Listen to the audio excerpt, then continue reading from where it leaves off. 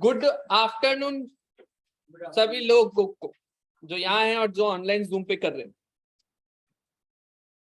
आज हम लोगों का बहुत शुभ दिन है। क्या आप सब एक्साइटेड है? हाँ भैया। शाबाश। क्यों शुभ दिन है? आज हम लोग रिवीजन शुरू कर रहे हैं फास्ट ट्रैक, जिसमें हम पूरा लॉ को एकदम रिवाइज कर लेंगे। ठीक है, ये हम लोग हर साल करते हैं। लास्ट ईयर भी किया था, लेकिन किसी कारण की वजह से हम लास्ट ईयर रिकॉर्ड नहीं कर पाए थे और अपलोड नहीं कर पाए थे यूट्यूब पे। लेकिन इस बार हम लोग फिर से यूट्यूब पे भी अपलोड करना सारा A to Z चालू करेगा। सारा सेशंस का रिकॉर्डिंग अपलोडेड होगा यूट्यूब में, सो दैट फ्यूचर में भी एग्जाम 2 महीना है, 2 महीना बाद भी तुम लोगों को कोई चीज रिवाइज करना हो, कुछ करना हो, तो you will have the full hand on recording. और जो बच्चा लोग डायरेक्ट यूट्यूब से देख रहा है, हम सारा नोट्स वगैरह जो है हम टेलीग्राम चैनल पे हर बार डालते हैं, वो टेलीग्राम चैनल का लिंक मिल जाएगा, उसमें हम डालेगा। और ये बेसिकली हम लोग डायरेक्ट और क्लास नोट्स को अपना यूज करेगा, और कुछ चार्ट्स भी है वो भी यूज करेगा। अल्टीमेटली जो भी हम लोग यूज करेगा वो आप कोई भी मटेरियल उठा लो सेम है, क्योंकि अल्टीमेटली सबका सोर्स हमारा क्या रहता है लॉ में, डायरेक्ट। तो इंस्टीट्यूट का स्टडी मटेरियल ले लो, वो भी डायरेक्ट को फॉलो करता है। कुछ भी ले लो, वो सब अल्टीमेटली क्या करता है, डायरेक्ट को ही फॉलो करता है। तो आपको नोट्स का कोई दिक्कत नहीं है, जो भी नोट्स आप फॉलो करते हैं आप उसको यूज कर लो। रेफरेंस के लिए ये नोट्स भी हम आपको डाल देगा टेलीग्राम पे, तो आपको वो मिल जाएगा। तो आज फर्स्ट लेक्चर है। हम आपको अब फ्रीक्वेंट बेसिस पे यूट्यूब पे जो देख रहे हैं उनको लेक्चर्स मिलते जाएगा, जो लाइव कर रहे हैं उनको तो हम बताते जाएगा अपने साथ कि कैसे क्या है। इसको पूरा अमेंडेड लेक्चर होगा, ये कोई दिक्कत नहीं है, इसमें सब अमेंडमेंट वगैरह हम सब करवा देगा, राइट। तो आज शुरू करता है first chapter, books of accounts. बहुत ज्यादा इंपॉर्टेंट चैप्टर है, बहुत ही ज्यादा इंपॉर्टेंट, इतना इंपॉर्टेंट हम बता नहीं सकते। वेटेज है ना, ऑडिट में भी चाहिए, लॉ में भी चाहिए। जो लोग 2 ग्रुप दे रहे हैं उनके लिए तो डबल एडवांटेज, ऑडिट में भी चाहिए, लॉ में भी चाहिए, सेम टू सेम चैप्टर। तो समझा ना, ऑडिट में इसके भरोसे भी जा सकते हैं। 20-25 नंबर का तो इस इन चैप्टर से आता है। डिविडेंड, हाँ, dividend, books of accounts, audit auditor, ये 3 चैप्टर मिला के तो 20-25 नंबर का कंपनी ऑडिट बोल के चैप्टर है, उसी से आता है। तो तुम लोग का ये भी एडवांटेज है, यहाँ से पढ़ ले तो 2 जगह काम आ जाएगा। तो ये इसीलिए बहुत इंपॉर्टेंट चैप्टर्स है, ठीक है। आज शुरू करें बुक्स ऑफ अकाउंट्स। सेक्शन 128 से शुरू होता है, 138 पे खत्म होता है।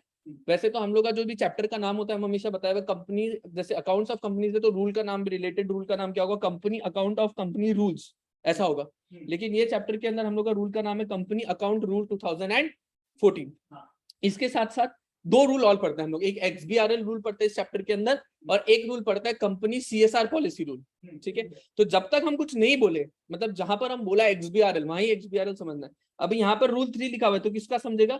अगर रूल 3 सिंपल लिखा हुआ है तो सिर्फ सिंपल किसका समझेगा, वो कंपनी अकाउंट रूल 2014। जहां पर CSR का रूल आएगा हम बता देगा कि CSR का रूल है, जहां पर दूसरा XBRL का रूल आएगा वहां बता देगा कि यहाँ XBRL का रूल लिखना है, ठीक है। हालांकि आपको नोट्स में भी मिल जाएगा, बट स्टार्ट करें हम लोग, ठीक है। आई होप ऑनलाइन में सबको आवाज वगैरह सब आ रही है, कोई दिक्कतें वगैरह नहीं है। हम शुरू कर रहे हैं, क्या आप सभी एक्साइटेड है? बोलो हाँ भैया। क्या बात है? यस भैया। Very good. सबसे पहला 128, लास्ट ईयर इसी से श्री गणेश करते हुए क्वेश्चन आ गया था, MCQ में आया था। तुम लोग सीनियर बताया, MCQ में एक सवाल आ गया था कि बुक्स एंड पेपर्स में क्या क्या आता है, वाउचर, फिर तुम्हारा लेजर, माइन्यूट, क्या क्या आता है इसके अंदर, इनमें से ऑल ऑफ द अबव। और ये फाइनेंशियल स्टेटमेंट भी एक दे दिया, तो इनमें से क्या आता है? तो बच्चा लोग जज्बाती होकर फाइनेंशियल स्टेटमेंट मार्क के, एकदम शांति से चुपचाप बातचीत के बिना बैठेगा, ठीक है ना। फाइनेंशियल स्टेटमेंट मार्क करके आ गया, जबकि हम तुम लोग को पढ़ाया हुआ है बुक्स एंड पेपर, बुक्स और पेपर में क्या क्या डेफिनेशन आता है। सर एक बार वापस दिखा दो तो अच्छा लगेगा हम लोग को। लो बेटा लो, हम तुमको ले जाते हैं MCA का वेबसाइट पे, 2-3 डेफिनेशन वहां से करा देता है, क्योंकि एग्जाम के लिए बहुत इंपॉर्टेंट है। अभी वैसे तो हम लोग का मैक्सिमम, अरे यार क्या मन की बात, तुम लोग शांति रखो ना। ई बुक एक्ट, कंपनीज एक्ट, हम लोग को चाहिए चैप्टर 1 के अंदर सेक्शन नंबर 2। तो सेक्शन नंबर 2 के अंदर दिख रहा है तुम लोग को सेक्शन 2, ये बुक्स ऑफ अकाउंट्स दिख रहे हैं। बुक्स ऑफ अकाउंट्स के अंदर क्या क्या आता है, 2-3 डेफिनेशन हम पढ़ा देते हैं।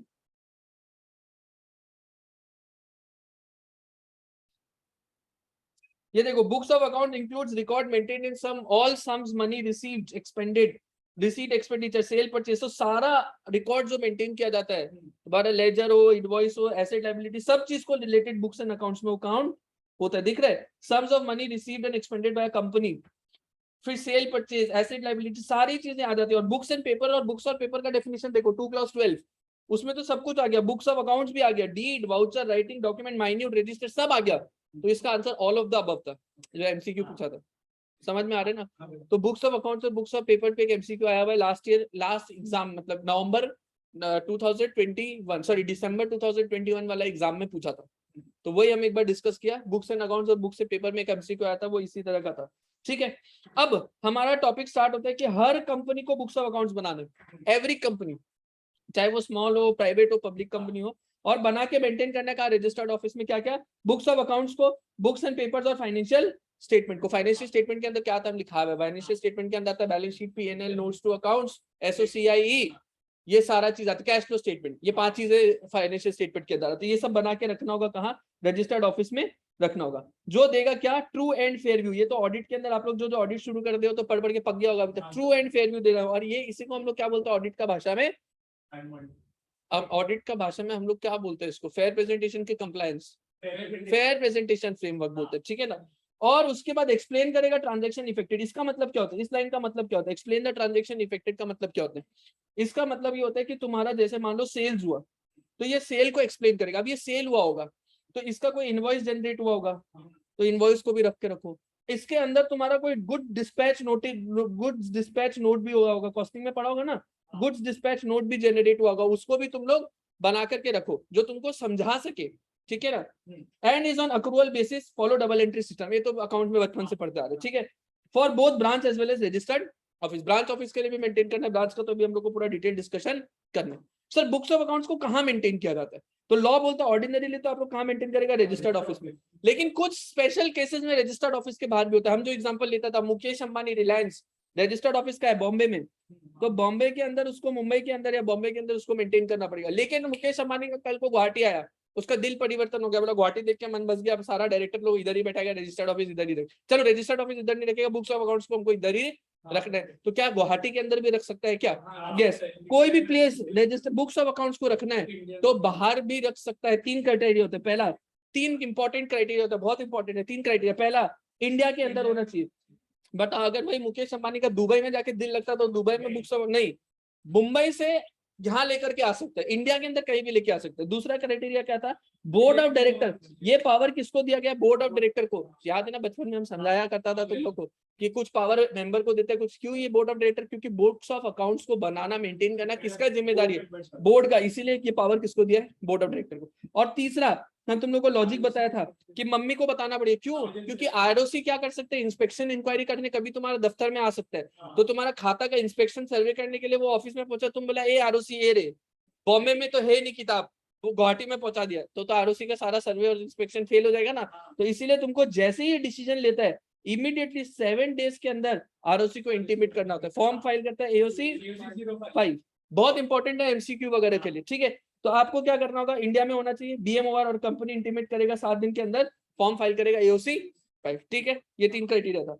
उसके बाद सेकंड प्रोवाइजर भी था जो बोलता था बेसिकली बुक्स ऑफ अकाउंट्स को इलेक्ट्रॉनिक मोड में भी रख सकता है, तो वो तो अपना इन्हीं से हम यहाँ से हटा दिया, नेक्स्ट पॉइंट पे डिस्कस करता है। इलेक्ट्रॉनिक मोड पे भी बुक्स को रख सकता है, आजकल तो मैक्सिमम इलेक्ट्रॉनिक मोड पे ही रखता है, टेली वेली में बना के रखते हैं ना। तो यहाँ पर क्या लिखा कि बुक्स ऑफ अकाउंट्स को आप इलेक्ट्रॉनिक मोड पे भी रख सकता है, लेकिन आपको एक्सेसिबल होना पड़ेगा इन इंडिया। एक्सेसिबल मतलब कोई भी कभी भी आरओसी पहुंचा आपका ऑफिस में तो वो आपका एक्सेस कर सकता है। वो एक मूवी आया था शिवाजी द बॉस, इसका एग्जाम्पल दिया था कि वो लैपटॉप सिर्फ तभी खुलता है जब वो जो रजनीकांत है जब कुछ बड़बड़ करेगा तभी जाके वो लैपटॉप खुलेगा।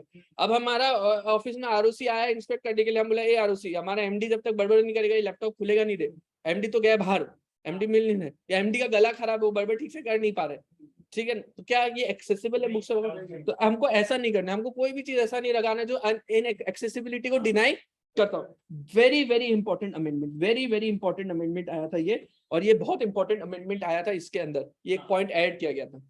तुम लोग किताब में ऐड ना देख लो एक बार, ठीक है। जिसका जो पुराना कर रहा है, कोई पुराना बैच का कर रहा है, अगर उसका एडिट नहीं है तो ये लास्ट ईयर अमेंडमेंट ऐड होता है, बहुत इंपॉर्टेंट अमेंडमेंट है, इसको एक अच्छे से डिस्कस करते हैं, थोड़ा टाइम लगा के इस अमेंडमेंट को डिस्कस करते हैं कि क्या है, क्योंकि ऑडिटर में भी हमको काम आएगा ये अमेंडमेंट, ठीक है।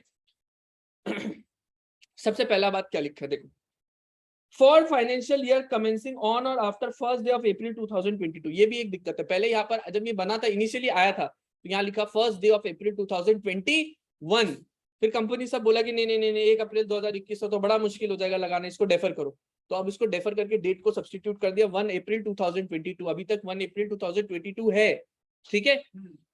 अब क्या लिखा, ये कब से एप्लीकेबल होगा, ये फॉर फाइनेंशियल ईयर जो 1 अप्रैल 2022 से शुरू होगा, यानी जो करंट फाइनेंशियल ईयर चल रहा है, फाइनेंशियल ईयर 22-23, इस फाइनेंशियल ईयर से ये अमेंडमेंट एप्लीकेबल होगा। तो पहला साल यही है अमेंडमेंट का, तो तुम लोग एग्जाम में आ भी सकते हैं, चांसेस हाई है कि आ जाएगा, ठीक है। क्या लिखा, वेरी इंपॉर्टेंट बात, हर कंपनी के ऊपर लगा है, जो एवरी कंपनी के ऊपर लगता है ना वो बड़ा दिक्कत होता है, क्योंकि क्या होता है मैक्सिमम कंपनी प्राइवेट कंपनी है, तो प्राइवेट कंपनी को भी अगर कोई प्रोविजन लगा देता तो बड़ा दिक्कत होता है उसमें, क्योंकि प्राइवेट कंपनी, अब देखो कितना स्ट्रिक्ट प्रोविजन है, देखो क्या लिखा, हर कंपनी प्राइवेट पब्लिक फर्क नहीं पड़ता, उसको एक अकाउंटिंग सॉफ्टवेयर जो भी वो यूज करता है, जैसे हम लोग तो ऑर्डिनरीली क्या यूज करते हैं, टैली यूज करते हैं, तो जो भी अकाउंटिंग सॉफ्टवेयर वो यूज करता है बुक्स ऑफ अकाउंट्स को मेंटेन करने के लिए, वो सिर्फ उसी accounting shall use only such accounting software जिसके पास फीचर होगा of recording audit trail, creating and edit log. दो बात इंपॉर्टेंट बोला कि जो भी सॉफ्टवेयर तुम यूज कर रहे हो, जो भी तुम सॉफ्टवेयर अकाउंटिंग सॉफ्टवेयर यूज कर रहे हो, जो भी तुम यहाँ पर इलेक्ट्रॉनिक मोड को यूज करने के लिए अकाउंटिंग सॉफ्टवेयर बना रहा है, वो अकाउंटिंग सॉफ्टवेयर का दो विशेषताएं होना चाहिए, पहला ऑडिट ट्रेल और दूसरा एडिट लॉग। हालांकि सबसे पहले एडिट लॉग आता है फिर ऑडिट ट्रेल, पहले एडिट लॉग आता है फिर ऑडिट ट्रेल, और बस इसी के लिखा हुआ कि आगे कुछ कुछ बातें पहले हम समझाते हैं कि इसका अमेंडमेंट का लॉजिक क्यों है। सुनो, कई सारा कंपनी क्या करता था मालूम है, फाइनेंशियल ईयर बीता, लेट्स से फाइनेंशियल ईयर 22-23 का बात करें, ठीक है, 31 मार्च 2023 को फाइनेंशियल ईयर खत्म हो जाएगा, ठीक है। अब ये लोग क्या करता था, जैसे ईयर खत्म हुआ, ये लोग देखा भाई हम लोग का कंपनी का प्रॉफिट तो क्या आ गया है 10 करोड़ आ गया, अब जैसे ही 10 करोड़ प्रॉफिट आया, ये लोग बोलेगा कि भाई अब तो इस पे ज्यादा टैक्स देना पड़ेगा, तो ये लोग क्या करता था, प्रॉफिट एडजस्टमेंट करते थे, मतलब अब क्या करता था, उल जुलूल खर्चा दिखा देता था, कुछ इनकम को हो सकता है स्किप कर देता था, ऐसा काम करके ये प्रॉफिट को एडजस्ट कर देता था, ठीक है ना। अब सुनने में तो बड़ा फैंसी नाम लगता है प्रॉफिट एडजस्टमेंट, तो सुन के लगता है वाह क्या मोतीमाला वाला काम कर रहे हैं, पर प्रॉफिट एडजस्टमेंट करना वैसे कानूनी है कि गैर कानूनी है, गैर, बेटा टैक्स इवेजन कर रहा है, तुम मोती चूना लगा के उसको तुम बोल दिया अगर कि भाई हम लोग प्रॉफिट एडजस्टमेंट क्या होता है, तुम तो टैक्स इवेट कर रहे हैं, तो सरकार को बड़ा गुस्सा है, बोले ये सब क्या नॉनसेंस चल रहा है तुम लोग का। अब तुम लोग को एक कोई भी सॉफ्टवेयर यूज करे उसमें दो फीचर होना पड़ेगा, पहला एडिट लॉग। एडिट लॉग क्या करते हैं सुनो, एडिट लॉग सबसे पहले एडिट लॉग क्या करेगा, एडिट लॉग करेगा कि तुम्हारा एक लॉग मेंटेन, लॉग मतलब रिकॉर्ड मेंटेन करेगा कि कौन सा तारीख को, मान लो अब अगर तुम लोग 30 मई 2023 को कुछ चेंजेस किया फाइनेंशियल स्टेटमेंट में, तो एडिट लॉग बता देगा कि 30 मई 2023 को 10 बज के ये चेंज हुआ, 10 बजे चेंज किया गया था। और ऑडिट ट्रेल क्या बताएगा मालूम है, ऑडिट ट्रेल बताएगा कि पहले क्या था, क्या चेंजेस किया, अल्टीमेटली क्या रिजल्ट आया, पहले क्या था, क्या चेंजेस किया और अल्टीमेटली क्या आया। कितना इंपॉर्टेंट हो, अभी ऑडिटर के लिए तो और आसान हो जाएगा, प्रेमाइस में जाएगा ऑडिटर बोलेगा निकालो एडिट लॉग निकालो, ऑडिट ट्रेल निकालो सॉफ्टवेयर का, जो जहां जगह एडजस्टमेंट किया वहां तुम्हारा ऑडिट प्रोसीजर लगाएगा, तो तुम बताएगा भाई क्या कैसे तुम एक्सपेंसेस बढ़ा दिया ऑल ऑफ अ सडन, वो तुम्हारा असेसमेंट हो गया, समझ रहे ये बात। इसीलिए गवर्नमेंट इसको किया, और अब लास्ट ईयर तो कंपनी बोला भाई इस साल तो पॉसिबल नहीं प्लीज इसको, तो एक साल इसको डेफर किया, एक साल इसको डेफर किया। क्या लिखा, आप हर कंपनी प्राइवेट पब्लिक फर्क नहीं पड़ता हमको, हर कंपनी को यूज करना होगा अकाउंटिंग सॉफ्टवेयर जो रिकॉर्ड कर सकता है ऑडिट ट्रेल और जो क्रिएट कर सकता है एक ऑडिट लॉग, बहुत इंपॉर्टेंट है, दोनों फीचर होना पड़ेगा। और साथ ही साथ वेरी इंपॉर्टेंट, आपको ये इंश्योर करना होगा audit trail can not be disabled, वरना क्या हुआ कोई भी चेंज करना हुआ उस समय क्या कर देगा, ऑडिट ट्रेल को डिसेबल कर देगा, लॉग को ऐसा तुम कोई भी सॉफ्टवेयर यूज नहीं करेगा जिसमें ऑडिट ट्रेल को डिसेबल किया जा सके, और कभी भी ऑडिट ट्रेल को तुम डिसेबल नहीं कर सकता। ये इस फाइनेंशियल ईयर से इम्प्लीमेंट, मतलब तुम लोग आर्टिकलशिप के लिए जब जाएगा अगला साल जब तुम लोग आर्टिकलशिप में जाएगा तो तुम लोग को ये सब मिल सकता है, चांसेस है कि मिल ही जाएगा, ठीक है। तो तुम लोग को ये सब मिल जाएगा, तुम लोग को सब एडिट लॉग, हो सकता है तुम लोग को आर्टिकलशिप में बॉस भेजेगा तो तुम लोग को एडिट लॉग और ऑडिट ट्रेल सबसे पहले देखने को बोला जाएगा, तो तब उस समय बीच मत जाना, तब ये अमेंडमेंट को याद रखना कि ये हर कंपनी के लिए मैंडेटरी हो गया था, ठीक है। उसके बाद ये वाला अमेंडमेंट क्लियर हो गया, ये इस साल से एप्लीकेबल है 1/4/2022-23 वाला फाइनेंशियल ईयर, ठीक है ना। उसके बाद देखो, it shall be retained completely in format in which they were originally generated or in a format which shall present accurately the information generated। अब इसका एग्जांपल लेते हैं कि मान लो हमारा एक पहले सॉफ्टवेयर था, एक सॉफ्टवेयर होता था पहले लोटस, सुना है इसका नाम, पता नहीं, लोटस बोल के एक सॉफ्टवेयर होता था पहले, जैसे टेली था ना अभी, वैसे लोटस बहुत पॉपुलर था वो। फिर धीरे धीरे लोटस से टैली में शिफ्ट हो गया, लोग टैली का ज्यादा मार्केट हो गया। तो अब मान लो पहले हम, अब तुमको तो फाइनेंशियल स्टेटमेंट अब आगे पढ़ेगा हम लोग, जो भी बुक्स ऑफ अकाउंट्स वगैरह होता है आगे जाकर के हम पढ़ेगा। देखो ना कि आगे जाकर के हमको ये पढ़ने को मिलेगा कि हमको ये प्रिजर्व करना होता है बुक्स ऑफ अकाउंट्स को 8 फाइनेंशियल ईयर। मतलब अगर हमारा फाइनेंशियल ईयर 2021-22 का बुक्स ऑफ अकाउंट्स हम बना रहे हैं, उसको हम अगला साल कचरा में नहीं फेंक सकता, उसको 8 साल तक हमको रख के रखना होता है, ठीक है ना। तो वैसे ही मान लो हम कोई पुराना financial year, let's say financial year 2014 या 15-16 के अंदर हम लोटस में काम कर रहा था। अब धीरे धीरे हम एक, अब मान लो 18-19 के अंदर हम लोग शिफ्ट हुआ किसके अंदर, टैली में। तो अब सारा अकाउंट को टैली में, अब हमको क्या बोला लॉ कि आपको रिटेन करना होगा completely format in which they were originally generated. तो आप सारा अकाउंट को शिफ्ट कर रहे, ठीक है, लेकिन आपको लोटस वाला अकाउंट भी ओरिजिनल जनरेटेड फॉर्मेट में रखना होगा, या फिर आप उसको कोई दूसरा फॉर्मेट में रख सकते हैं जो एक ज्यादा अच्छे से एक्यूरेटली इंफॉर्मेशन को डिस्प्ले कराए। समझ में आ रहा है? या तो आप ये कर सकते हैं या आप ये कर सकते हैं, दोनों को आप कर सकते हैं। मतलब हो सकता है कि आप चाहे तो जिस फाइनेंशियल ईयर का लोटस में बना हुआ लोटस में रखो, या फिर आप हो सकता है तो सारा को टैली में कन्वर्ट कर लो। मेरा बात समझ में आ रहा है? ये सेकंड बात बोलते हैं, ठीक है। उसके बाद लिखा कि जो भी इंफॉर्मेशन आप रखे वो कंप्लीट और अनअल्टर्ड होना चाहिए। समझ गया तुम लोग? अरे जो भी इंफॉर्मेशन रखा उसको कोई वो मत करना। अब तो ऐसे भी ऑडिट ट्रेल और एडिट लॉग आ गया, तो अनअल्टर्ड तो वैसे भी अब हाई चांसेस है अगर इसको पूरा अच्छे से इंप्लीमेंट किया जाता है, जिस इंटेंशन से सरकार इस अमेंडमेंट को लेके आया उस इंटेंशन से ये एप्लीकेबल हो जाता है, तो फिर तो काफी काफी काफी हद तक मतलब बहुत बेनिफिट होगा इसमें, ठीक है। फिर उसके बाद लिखा कि information receive from branch officers shall not be altered and shall be kept in a manner जो ओरिजिनली रिसीव हुआ था। तो ब्रांच से जो इन्फॉर्मेशन आ रहा है अगेन उसको भी अनऑल्टर्ड रखो, ये सब कोई बताने का बात नहीं है। डिस्प्ले लेजिबल फॉर्म में होना चाहिए, ठीक है। प्रॉपर सिस्टम होना चाहिए स्टोरेज डिस्प्ले प्रिंट आउट वगैरह लेने का, और बैकअप जो है वो पीरियोडिकली लेना चाहिए, और उसका एक कम से कम बैकअप होना चाहिए जो सर्वर्स लोकेटेड इन इंडिया। अरे जो जैसे हम लोग गूगल ड्राइव वगैरह यूज करते हैं उसका सर्वर बाहर लोकेटेड है, वैसा एक बैकअप ऐसा होना चाहिए जिसका सर्वर इंडिया में लोकेटेड है।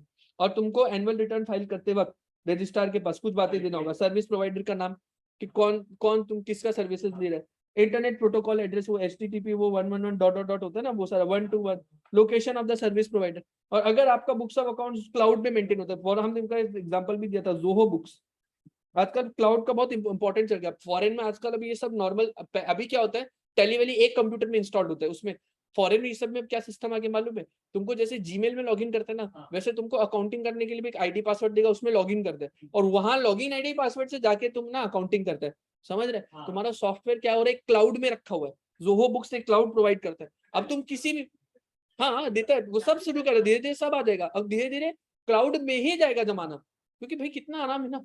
हमारा सारा ऑफिस में हम काम किया, कल को हम घूमने के लिए बाहर गया या कोई फंक्शन के लिए बाहर चला गया, तो बाहर हमको जिधर भी जो भी लैपटॉप मिला हम सेम सारा रिकॉर्ड वहां से भी एक्सेस करते थे, सिर्फ आईडी पासवर्ड मार के, जैसे मेल को। तो कितना फायदा हो गया ना हमको ड्राइव का। तो अगर आपने बुक्स ऑफ अकाउंट्स को या बुक्स ऑफ पेपर्स को क्लाउड में मेंटेन करके रखा है तो आपको एड्रेस, सच एड्रेस एज में भी प्रोवाइडेड, तो जो भी आपका सर्वर जो भी वेबसाइट का नाम है उसको आपको प्रोवाइड करना होगा। ये कब करना होगा? जब आप रजिस्ट्रार को एनुअल बेसिस पे एनुअल फाइलिंग करते हैं फाइनेंशियल स्टेटमेंट का, उसके साथ ये डिटेल देना पड़ेगा। ऐसा कौन बोलते हैं? रूल 3 होता है। इसमें सबसे इंपॉर्टेंट पॉइंट ये अमेंडमेंट वाला है, सबसे इंपॉर्टेंट पॉइंट अमेंडमेंट वाला है। इससे रिलेटेड एक सेकंड, हाँ चलो हम इसका शॉर्टकट लिखाया था अपना सेशंस के अंदर, हम बताया था इसको याद करने का सिंपल शॉर्टकट है इनपुट, प्रोसेस, आउटपुट, सबसे रिलेटेड तीन चार पॉइंट है, ठीक है। इनपुट, हाँ सॉरी प्रोसेस की जगह अपना स्टोर था, मैं बता दूं स्टोर था, इनपुट स्टोर आउटपुट। पढ़ के आया तू? इनपुट कंप्लीट होना चाहिए, अनऑल्टर्ड होना चाहिए। जो लोग ऑनलाइन देख रहे हैं या यूट्यूब पे दे रहे हैं प्लीज फटाफट इसका स्क्रीनशॉट ले लेना, ठीक है। कंप्लीट इनपुट कैसा होना चाहिए? कंप्लीट और अनऑल्टर्ड। कब तक इसको स्टोर करेगा? 8 फाइनेंशियल ईयर तक इसको स्टोर करके रखेगा। इसका सर्वर होना चाहिए क्या? Located in India. उसके बाद बैकअप इसका फ्रीक्वेंटली लेना पड़ेगा। स्टोर करने से रिलेटेड बातें आएगा ना ये कि कब तक स्टोर करेगा? 8 साल। सर्वर इंडिया में लोकेट, बैकअप तुम लोग फ्रीक्वेंटली लेके रखिएगा। किस फॉर्मेट में स्टोर करेगा? फॉर्मेट कैसा होगा? या तो फॉर्मेट होगा ओरिजिनली जनरेटेड, जिस फॉर्मेट में ओरिजिनली जनरेट किया गया था, या फिर वेरी गुड, या फिर अदर फॉर्मेट जिसमें accurately presents, other format which presents या which provides more accuracy, ठीक है, उस फॉर्मेट में कर सकते हैं। आउटपुट कैसा होना चाहिए? लेजिबल। लेजिबल मतलब दिखने लायक होना चाहिए, साफ सुथरा होना चाहिए। और उसके बाद output capable of being printed, capable of being printed. ये सारा पॉइंट्स कवर था। ये सारा चीज था। इसके बाद लास्ट था आई एम शिवाजी बड़ी कूल, ये वाला था ना, आई एम शिवाजी बड़ी बड़ी कूल, ये कर सकते हैं क्या? ये वो रजनीकांत वाला था, ये नहीं रख सकते, यानी एक्सेसिबल होना पड़ेगा, रिमेन एक्सेसिबल, ठीक है, ये होगा। तो एक बार जो लोग ऑनलाइन देख रहे हैं जूम पे, जो लोग के पास नहीं लिखा हुआ प्लीज इसका स्क्रीनशॉट ले लो, हमारा क्लास वाला को सबको लिखा हुआ होगा कॉपी में, ये सारा एग्जैक्ट शॉर्टकट है। इसके अलावा ये याद रखना कि एनुअल फाइलिंग के टाइम में क्या क्या डिटेल देते हैं, एनुअल फाइलिंग के टाइम में क्या क्या डिटेल देते हैं, इसको भी तुम लोग याद करके रख लेना, ठीक है। अच्छा आई होप यहाँ तक ठीक है, कोई दिक्कत नहीं है यहाँ तक। अच्छा उसके बाद चलता है लोकेशन ऑफ बुक्स और accounts of branch office. Branch office से रिलेटेड बड़ा मतलब मेरा फेवरेट जोनर है। ब्रांच ऑफिस से रिलेटेड साला आज तक कभी अच्छा क्वेश्चन पूछा नहीं है, हमेशा घटिया सटिया क्वेश्चन पूछा, लेकिन जिस दिन पूछेगा मजा आ जाएगा। तो ब्रांच ऑफिस से रिलेटेड हम लोग सारा बात डिस्कस करते हैं। ब्रांच नाम तो सुने, पहले तो हम लोग थोड़ा लॉ से पढ़ा। देखो एक कंपनी का, जैसे रिलायंस इंडस्ट्रीज है, उसका रजिस्टर्ड ऑफिस कहाँ पे है सर? बॉम्बे में। रजिस्टर्ड ऑफिस बॉम्बे में, मुंबई, ठीक है ना। अब इसका ब्रांच ऑफिस कहीं भी हो सकता है, ब्रांच ऑफिस उसका कई सारा जगह हो सकता है, लेकिन हम लोग इसको एसेंशियली दो कैटेगरी में डिवाइड कर देते हैं। एक हम लोग बोलते हैं ब्रांच ऑफिस इन इंडिया, और एक हम लोग बोल देते हैं क्या, ब्रांच ऑफिस आउटसाइड इंडिया। हालांकि तुम लोग एडवांस अकाउंट्स का बात कर रहे हैं, फॉरेन ब्रांचेस का टॉपिक वहां पे, हम लोग यहाँ पे ब्रांच ऑफिस आउटसाइड इंडिया का बात करें, ठीक है ना। एडवांस सॉरी अकाउंट्स का बात, अकाउंट्स में ब्रांच अकाउंट्स, ब्रांच अकाउंट से बात करें जो उसमें आउटसाइड फॉरेन ब्रांच का वहां पर नाम यूज होते हैं। हाँ हाँ, ब्रांच ऑफिस आउटसाइड इंडिया, भाई हम बोल रहे हैं कि हम लोगों के यहाँ पे जनरली ये टर्म यूज होता है, बाकी ठीक है, कोई एक बात, ये एक ही बात है, घर की बात। Branch in India or outside India. तो इन इंडिया में हम कहाँ लेते हैं बताओ? इन इंडिया में हम वाराणसी ले लेते हैं, ठीक है, और बाहर आउटसाइड इंडिया कनाडा लेते हैं, कनाडा, ठीक है। तो रिलायंस इंडस्ट्रीज का ये ऐसा स्ट्रक्चर हम लोग का है। अब लॉ सबसे पहले क्या बोलता है, देखो लॉ क्या बोलता है, 128 सबसेक्शन 2 क्या बोलता है, books of accounts of branch office कहां लोकेटेड होगा? तो क्या लिखा है देखो, proper books of accounts relating to branch office are kept at that office. मतलब जो भी ब्रांच का बुक्स ऑफ अकाउंट्स होगा, वाराणसी में एक ब्रांच है, तो वाराणसी का जो ब्रांच जो भी ट्रांजेक्शन कर रहे हैं, सेल परचेज जो भी है, उससे रिलेटेड बही खाता कहाँ मेंटेन होगा? क्या बॉम्बे में करेगा? नहीं, वाराणसी में ही करेगा। वैसे अगर कोई कनाडा का ब्रांच है, उसका सारा ट्रांजेक्शन जो उसका बही खाता है बुक्स ऑफ अकाउंट, वो कहाँ मेंटेन होगा? वो वहीं पे कनाडा में ही मेंटेन होगा। Very good. हाँ भी बता रहे, रुक ना बेटा, आगे नहीं चलना हमसे, ठीक है ना। उसके बाद लिखा है proper summarise return periodically send किया जाएगा टू कंपनी। अब ऑफ कोर्स बात है भाई, पापा को भेजेगा कि नहीं, अपना मदर बॉडी को भेजेगा कि नहीं रजिस्टर्ड ऑफिस में? तो बोला तुम लोग रजिस्टर्ड ऑफिस में क्या भेजेगा, तुम लोग रजिस्टर्ड ऑफिस में भेजेगा पीरियोडिकल, बेटा वर्ड यूज करने, पीरियोडिकल समराइज रिटर्न। क्या लॉ डिफाइन करता है समराइज रिटर्न क्या है? क्या लॉ डिफाइन करता है समराइज रिटर्न क्या है? क्या सेक्शन 128 में लिखा हुआ है? क्या हाँ कर रहा है तू नालायक? समराइज रिटर्न लॉ नहीं लिखता है, क्या है ये हम एक्सपीरियंस से, प्रैक्टिकल लाइफ से, एग्जांपल से बताया था। क्या होता है? ट्रायल बैलेंस को हम लोग बोलता है, लॉ में कहीं नहीं लिखा, लेकिन प्रैक्टिकल एक्सपीरियंस से बता रहा है। कॉर्पोरेट्स में कैसा होता है, ट्रायल बैलेंस को समराइज रिटर्न, यानी हर पीरियड के अंदर ट्रायल बैलेंस बना के भेजेगा ये सारा ब्रांच, किसको? अपना रजिस्टर्ड ऑफिस को, ठीक है। अभी एक बात बताओ, पीरियड, ये पीरियड कैसा होगा? क्या लॉ अभी तक कुछ पीरियड प्रेस्क्राइब किया कि मंथली है कि एनुअल है कि सेमी हाफ ईयरली है कि क्वार्टरली है, हाफ ईयरली है? कोई ऐसा पीरियड बोला है क्या? अभी तक तो हम लोग को नहीं बोले कि कैसा पीरियड में है। तो अभी तक क्या पीरियड के बारे में कुछ बोला है? अभी तक तो पीरियड के बारे में क्या है सर? साइलेंट है। तो कितना पीरियड में ये लॉ साइलेंट है, ठीक है सर। आगे बढ़ते हैं, इंस्पेक्शन। इंस्पेक्शन से ऊपर पहले बाद में बताता है, और इसके आगे लिखा हुआ है कि अगर आपको कुछ डायरेक्टर्स को, खैर इसको इससे रिलेटेड पहले हम इंस्पेक्शन से बात पढ़ा देते हैं, बुक ब्रांच ऑफिस से रिलेटेड यहाँ तक आई होप ठीक है। खाली एक बात और हम इसके साथ ऐड कर देते हैं, क्या लिखा हुआ? Summarise return of books of accounts of the company kept and maintained outside India. तो ये कौन सा होगा? Books of accounts of company kept and maintained outside India, ये होगा ब्रांच आउटसाइड इंडिया का। खाली रूल 4 का एक बात पढ़ा रहा है अभी तक, रूल 4 का बाकी बात नहीं पढ़ा है, सिर्फ एक बात पढ़ा रहा है। क्या लिखा है कि अगर कोई ब्रांच आउटसाइड इंडिया है, तो उसका जो बुक्स है, बुक्स ऑफ अकाउंट्स है, वो बाहर रखा होगा, क्योंकि लिखा हुआ है। क्योंकि जहां पर जो ब्रांच अकाउंट है उसका जहां पर है वहीं रखो। तो फॉरेन ब्रांच यानी कंपनी जो ब्रांच आउटसाइड इंडिया है, उसका books of accounts outside India maintain होगा। तो रूल 4 का ये फर्स्ट पॉइंट किनको लगता है? जो ब्रांच आउटसाइड इंडिया है, वो लोग अपना समराइज रिटर्न बना के भेजेगा रजिस्टर्ड ऑफिस में कितना इंटरवल में? क्वार्टरली इंटरवल में। ओ, इसका मतलब समझे निर्दया? बेटा सुनो, जो कंपनी का ब्रांच ऑफिस है आउटसाइड इंडिया, वो कितना पीरियड है उसके लिए पीरियड साइलेंट नहीं है, उसके लिए रूल 4 आ गया। रूल 4 क्या बोला? क्वार्टरली पीरियड पे है। लेकिन जो ब्रांच ऑफिस है इन इंडिया, उसके लिए क्या होगा सर? पीरियड क्या होगा? साइलेंट होगा। तो जो बच्चा लोग को ये क्लियर है, ठीक है। बाकी तुम लोग तो नोट पे लिखा हुआ है, जो लोग नहीं लिखा हुआ उसका स्क्रीनशॉट लेते जाए, ठीक है। बीच बीच में स्क्रीनशॉट लेते रहना, जाके जब रिवाइज करेगा और आसान होगा, ठीक है। ये एकदम क्लियर हो गया पीरियड का बात। इससे रिलेटेड हम बोले एमसीक्यू अगर बनेगा ना, बहुत खतरनाक एमसीक्यू बन सकता है। ये चैप्टर ही हमको ऐसा लगता है कि ऐसा ऐसा एमसीक्यू इसके अंदर से बनाया जा सकता है, ठीक है ना। ये वाला क्लियर हो गया। पहले books of account, branch office जो भी होगा वो सिर्फ समराइज रिटर्न भेजेगा। समराइज रिटर्न मतलब लॉ में नहीं लिखा, प्रैक्टिकली बता रहे, ट्रायल बैलेंस होता है। ट्रायल बैलेंस कब कब भेजेगा? पीरियड साइलेंट है। लेकिन अगर कोई फॉरेन ब्रांच है, ब्रांच आउटसाइड इंडिया, वो क्वार्टरली इंटरवल में भेजेगा। ये कौन सा लिखा है? रूल 4 लिखा है, ठीक है। इन इंडिया वाला ब्रांच कितना पीरियड के लिए भेजेगा, वो लॉ साइलेंट है, ठीक। अब बात करेगा बुक्स ऑफ अकाउंट को इंस्पेक्ट करने का। इसके अंदर भी अगेन अच्छा कॉन्सेप्ट है, सुनो। इंस्पेक्ट कौन करेगा? लॉजिकली बताओ, बुक्स ऑफ अकाउंट्स को इंस्पेक्ट करने का पावर किसको देना चाहिए? बुक्स ऑफ अकाउंट को इंस्पेक्ट करने का पावर कितना चाहिए? तुम लोग को लात खाने का मन है क्या? आरओसी बोल, आरओसी को तो लॉ पावर दे, नालायक को आरओसी बोल रहे हैं। इंस्पेक्ट, तुम लोग कैसी बेइज्जती करा रहे? सुनो, इंस्पेक्ट सुनो मेरा बात। बुक्स ऑफ अकाउंट्स को कौन इंस्पेक्ट करेगा? डायरेक्टर इंस्पेक्ट करेगा। Very good. क्योंकि बेटा सुनो, डायरेक्टर को क्यों? क्योंकि बेटा जब भी कंपनी में बुक्स ऑफ अकाउंट से रिलेटेड कोई घपला होगा, किसका गर्दन? डायरेक्टर। क्योंकि बेटा डायरेक्टर का responsibility of books of account को प्रिपेयर करना, प्रेजेंट करना, सारा किसका रिस्पॉन्सिबिलिटी? डायरेक्टर लोग का। तो एक बात बताओ, एक कंपनी है रिलायंस इंडस्ट्री लिमिटेड, इसमें एक डायरेक्टर है मिस्टर बोला। मिस्टर बोला एक डायरेक्टर है। इस बोला डायरेक्टर को मुकेश अंबानी मना कर दिया, बोला ए रे चिंटा आदमी है तुमको तो इंस्पेक्ट करने नहीं देगा बुक्स ऑफ अकाउंट। क्या ये मिस्टर बोला को इंस्पेक्शन का राइट मिलना चाहिए? इसको ऑथोराइज नहीं किया, कंपनी ऑथोराइज नहीं किया, फिर भी इंस्पेक्शन का राइट मिलना चाहिए। इस कंपनी है बेटा, कंपनी इंस्पेक्ट करने का। कंपनी इसको मना कर दिया, बोला तुम छोटा आदमी, तुम चलो भोला नाम से तुम लोग को अच्छा लगा होगा, मिस्टर चालबाज रख देते हैं। ये डायरेक्टर है, बोलो क्या अगर कंपनी मना कर दिया तो क्या ये इंस्पेक्ट कर सकता है क्या? बेटा यस कर सकता है। क्यों कर सकता है? क्योंकि बेटा जब भी, अरे यार प्लीज प्लीज, जो लोग घर से पढ़ के आए आगे नहीं चलना है, प्लीज बोल रहे हैं, प्लीज। हम पता है तुम पढ़ के आया, घर से आगे नहीं चल रहे, क्योंकि बहुत लोग रिवीजन के हिसाब से कर रहे, प्लीज, ठीक है ना। क्या यहाँ इंस्पेक्शन का अलाउ होगा? The answer is yes. क्यों होगा?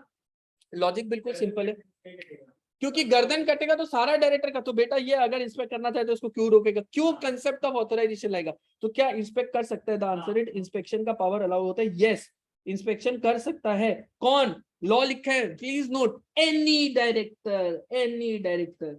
बेटा एग्जाम में पहले ये चैप्टर सीए फाइनल में हुआ करता था, तो सीए फाइनल में जब था ना, बहुत सारा क्वेश्चन घुमा के देता था। Additional director books of accounts को इंस्पेक्ट करना चाहता है, कर सकता है क्या?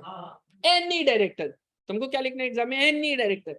ऑल्टरनेट डायरेक्टर करना चाहिए, एनी। तुम लोग को समझना ही नहीं, बच्चा क्या होता है, फ्लैट हो जाता है। ऑल्टरनेट डायरेक्टर बोल दिया, क्या बोल दिया? ये बोल दिया नॉन एग्जीक्यूटिव। भैया एनी डायरेक्टर, एनी डायरेक्टर, कोई भी नाम रख दो उसका, उसका नाम रख दो चिटपुंजिया डायरेक्टर, कोई नाम से कोई फर्क थोड़ी ना पड़ना, कोई भी डायरेक्टर है, ठीक है ना, फर्क नहीं पड़ता उससे, कोई भी नाम रख दो। तो क्या लिखा? बुक्स ऑफ अकाउंट्स इंस्पेक्शन के लिए ओपन होगा by any director. Very very important term, any director, कोई भी director. During business hour, of course रात को 2 बजे पहुंच गए तो ऐसा नहीं होगा कि 2 बजे हमको इंस्पेक्शन, जोर से इंस्पेक्शन आ रहा है, अभी करा के दो, ठीक है। और books of account shall be open for inspection. कहाँ का बुक्स ऑफ अकाउंट को आके तुम इंस्पेक्ट कर सकते हो? वेरी इंपॉर्टेंट, कहा? रजिस्टर्ड ऑफिस में या such other place. Such other place मतलब हम बोला ना मुकेश अंबानी, ये वाला जो सेक्शन था, books of account Mukesh Ambani बोला कि मुंबई से उठा के गुवाहाटी शिफ्ट करना है तो कर सकता था। तो यहाँ पर बुक्स ऑफ अकाउंट तो इंस्पेक्शन कहाँ कर सकता है? या तो रजिस्टर्ड ऑफिस में, या अगर तुम लोग 128 के तहत बुक्स ऑफ अकाउंट्स रखने का प्लेस शिफ्ट किया है तो उस शिफ्टेड प्लेस पे वहां जाके तुम इंस्पेक्शन कर सकते हैं। कौन कर सकते हैं? Any director, any director. अब मेरा बात सुनो, इसका रिलायंस का हम मेंबर है, हम बता रहे सच में, हम मालिक है रिलायंस का। तुम नालायक को इज्जत करा करो, मालिक है रिलायंस का, ठीक है ना, इज्जत करो मेरी, ठीक है। तो मैं बोल रहा हूँ कि मैं एक दिन रिलायंस के दफ्तर में पहुंच गया, हम मुकेश अंबानी को जाके बोला, ए मुकेश, जोर से इंस्पेक्शन आ रहे, जोर से इंस्पेक्शन आ रहे, यही रे जोर से इंस्पेक्शन आई रे, क्या अभी करके दे हमको इंस्पेक्शन? हम कौन है? मेंबर है। बोला हमको क्या इंस्पेक्शन अलाउ होना चाहिए क्या? हमको मेंबर को इंस्पेक्शन अलाउ, ये भी एक सवाल आता है एग्जाम में, मेंबर को इंस्पेक्शन नहीं देगा कि कोई के नाम मेंबर क्यों नहीं आते? मेंबर सवाल कैसा आता है, मेंबर जाकर के बोल रहे हैं डायरेक्टर को कि हमको जोर से इंस्पेक्शन करना है, तो बच्चा लोग सेंटिमेंटल होते हैं, मेंबर तो मालिक होता है, उसी का ही कंपनी। अरे बेटा ये पावर बुक्स ऑफ अकाउंट बनाना रखना सब बोर्ड ऑफ डायरेक्टर का, मेंबर को कोई इंस्पेक्शन अलाउड नहीं होता है। लेकिन अगर कोई मेंबर डायरेक्टर भी है, मुकेश अंबानी मेंबर भी है डायरेक्टर भी है, क्या ये अलाउ कर सकता है? yes, क्योंकि in capacity of director. Very good, ठीक है, तो ये कर सकते हैं, गुड, शाबाश। चलो यहां तक समझ में आया, यानी कि there is no concept of authorisation, no concept of, लेकिन लॉ है, अब जहां लॉ है वहां प्रोवाइजो है, ठीक है। तो बोला है कि बुक्स ऑफ अकाउंट्स सब्सिडरी का, जब सब्सिडरी का एक एक्सेप्शन है, इसका ऑथोराइजेशन का कोई वैसे तो रिक्वायरमेंट नहीं होता, लेकिन अब मान लो Reliance industry, Reliance industry limited, ये क्या है? Holding company. ये कौन है? Holding company. ये अपना बेटा कंपनी वायाकॉम 18 लिमिटेड, ये वायाकॉम 18 लिमिटेड एस लिमिटेड है, ठीक है, सब्सिडरी। अब इसका जो एक डायरेक्टर है D1, ठीक है, इसको जोर से मन हुआ कि ये जाकर के वायाकॉम 18 का बुक्स को इंस्पेक्ट करे और पता करे कि लाल सिंह चड्ढा बनाने के बाद कितना घाटा में कंपनी। ये इसको जोर से मन हुआ D1 को, वायाकॉम 18 बनाया ना, पता होगा तुम लोगों को, तो कितना घाटा, कितना बूंदिया लूट गया कंपनी का, वो इसको इंस्पेक्ट करना है। क्या ये जाकर के सीधा इंस्पेक्ट कर सकेगा? इसका डायरेक्टर का नाम H1 रख देते, D1 नहीं रखते, H1 कर सकते क्या? यहाँ पर there is a concept of authorisation, यहाँ पर there is a concept of authorisation. Please note, please note, please note, अगर H1 अपना कंपनी का बुक्स का, रिलायंस का बुक्स को इंस्पेक्ट करना चाहिए, क्या कंसेप्ट ऑफ ऑथोराइजेशन है? नहीं, S1 अपना बुक्स को इंस्पेक्ट करना चाहेगा, ये S1 इसका डायरेक्टर है, डायरेक्टर ऑफ एस, क्या ये कोई कॉन्सेप्ट ऑफ ऑथोराइजेशन? नहीं। लेकिन अगर होल्डिंग का डायरेक्टर या कोई भी एस का जाके करना, तो यहाँ पर yes there is a concept of authorisation, यानी यहाँ पर तुमको ऑथोराइजेशन करना पड़ेगा। कौन? Board of directors of H limited. इसका बोर्ड ऑफ डायरेक्टर से यानी बीएम में ओआर पास कराना होगा, और ये लोग से क्या लेना होगा? ऑथोराइज करना। H1 को ऑथोराइजेशन लेना होगा किसका? रिलायंस इंडस्ट्रीज का बोर्ड ऑफ डायरेक्टर, बीएम में ओआर पास कराना होगा। ये बहुत इंपॉर्टेंट बात है। कंसेप्ट ऑफ ऑथोराइजेशन सिर्फ एक केस में होता है, अगर होल्डिंग का board of director, please note, law क्या लिखता है मालूम है? एनी पर्सन किसी को भी ऑथोराइज कर दे बीएम में ओआर पास करके, तो वो बंदा जाकर के सब्सिडरी का बुक्स को इंस्पेक्ट कर सकता है। अब मेरा बात सुनो, कॉम्प्लिकेटेड केस स्टडी हम कराया था, एक फिर से करा देते हैं। हम अब रिलायंस का मेंबर है, CAPAG, हम रिलायंस का क्या है? मेंबर है। हम इसका कंपनी में जाकर के चिल्लाचिल्ली करें कि बुक्स ऑफ अकाउंट्स को इंस्पेक्ट करने दो, मुझे करने दो, नहीं करने दो। लेकिन इसका कंपनी में जाके चिल्लाचिल्ली करना शुरू कर दिया, करना है भाई, करना है इंस्पेक्शन, मुझको करना है, नहीं। लेकिन अगर हम यहाँ का बोर्ड ऑफ डायरेक्टर का ऑथोराइजेशन लेके जा रहे हैं, तो क्या हमको मिल जाएगा क्या?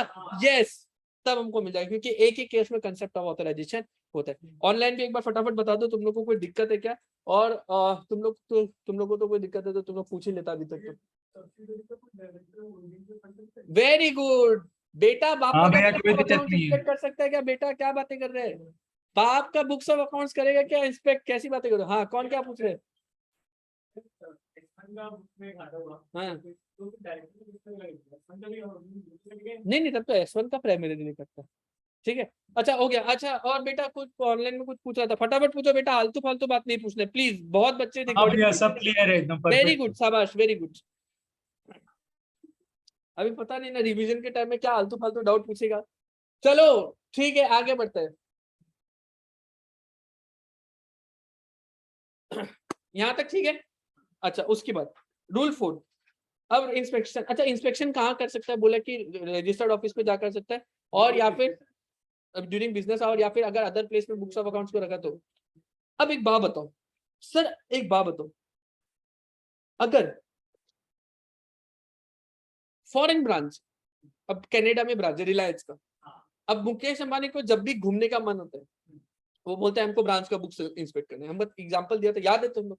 रिलायंस का कोई भी डायरेक्टर है, मुकेश अंबानी छोड़ो, कोई भी दूसरा XYZ डायरेक्टर है, वो बोलता है कि भैया बच्चा बीवी बच्चा के साथ कनाडा घूम के आना है, तो क्या बोलेगा? हमको कनाडा का बुक्स ऑफ अकाउंट इंस्पेक्ट करना है, हमको तो इंस्पेक्शन का राइट देना होगा, तो वो चल जाएगा कनाडा। बच्चा का छुट्टी हुआ नहीं कि चला गया, अभी 3 दिन का छुट्टी आ रहा है, सैटरडे संडे मंडे, तो बस निकला लेके फैमिली कनाडा का बुक्स ऑफ अकाउंट्स को इंस्पेक्ट करने गया। पैसा किसका अल्टीमेटली लूट रहा है? मेंबर लोग का। इसीलिए भैया फॉरेन ब्रांच का इंस्पेक्शन को रिलेटेड ना रूल 4 बनाया, बोला कि तुम लोग को रूल 4 बनाएगा, औकात में रखेगा, हर जगह तुम लोग को बाहर का ब्रांच के लिए तुम लोग को बार बार भेजते नहीं फिरेगा, तो तुम लोग को लेवल में रखने के लिए रूल 4 बनाया। क्या बनाया देखो, कोई भी फाइनेंशियल इंफॉर्मेशन अगर मेंटेन है आउटसाइड कंट्री, कौन सा केस में आउटसाइड कंट्री मेंटेन होता है, अगर ब्रांच है आउटसाइड इंडिया, अगर ब्रांच आउटसाइड इंडिया है, तो अगर कहीं भी ब्रांच आउटसाइड इंडिया है और उसका कोई इंफॉर्मेशन चाहिए डायरेक्टर को, तो स्टेप 1 में डायरेक्टर क्या करेगा, डायरेक्टर कंपनी को रिक्वेस्ट फर्निश करेगा कि भैया हमको क्या डिटेल चाहिए, मान लो हमको कैश बुक चाहिए। अब एक्चुअली तो क्या आता है कंपनी के पास, क्या आता है सुनो, कंपनी के पास तो सिर्फ ट्रायल बैलेंस आएगा, समराइज रिटर्न आएगा, ट्रायल बैलेंस। अब मान लो डायरेक्टर को इसमें से कैश बुक इंस्पेक्ट करना है, तो कैश बुक का डिटेल मांगेगा कि भैया हमको कैश बुक चाहिए और किस पीरियड का, तो अब डायरेक्टर बोल रहे कि हमको 1 अप्रैल 2022 से लेके 30 जून 2022 का लेकर के हमको ये 3 महीना का क्या चाहिए, कैश बुक चाहिए। तो कौन सा पीरियड का और क्या डिटेल चाहिए ये तुम कंपनी को बताएगा, ठीक है, क्या चाहिए और कितना पीरियड का चाहिए, ये डायरेक्टर किसको बताएगा, कंपनी। फिर कंपनी को बोला कंपनी तुम 15 दिन के अंदर डायरेक्टर को ये इन्फॉर्मेशन प्रोवाइड करेगा, 15 डेज के अंदर, एमसीक्यू बन सकता है ना, 15 दिन के अंदर तुम ये इन्फॉर्मेशन किसको प्रोवाइड करेगा, डायरेक्टर को प्रोवाइड करेगा। और फिर जो है वो इंस्पेक्शन करके, फॉरेन ब्रांच का इंस्पेक्शन इस तरह से हो। लॉजिक समझ में आया कि क्यों ऐसा, लॉजिक के बाद कॉन्सेप्ट समझ में आया कि क्यों ऐसा हुआ, ठीक है सर, ये भी समझ में आ गया, ठीक है।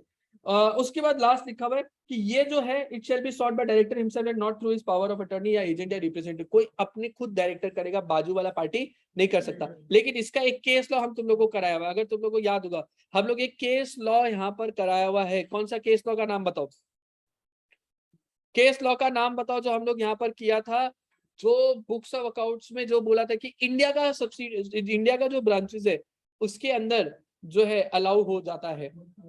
Vakharia versus supreme general film exchange company limited, शाबाश, ठीक है, ये केस लॉ था जो बोलता है कि अगर ब्रांच ऑफिस है, Vakharia versus supreme general film exchange company limited था ना, उसमें ये बोला गया था कि अगर इंडिया का ब्रांच है तो इंडिया का ब्रांच में एजेंट से इंस्पेक्शन कराया जा सकता है, लेकिन फॉरेन का ब्रांच में तो रूल 4 मना कर दिया, तो रूल 4 साफ साफ मना कर दिया, इसका मतलब एजेंट से वहां पर इंस्पेक्शन नहीं कराया जा सकता। पहले बताओ एकदम क्लियर है, एकदम क्लियर है, एकदम क्लियर है, विद वखारिया ये वाला केस के साथ क्लियर है पक्का।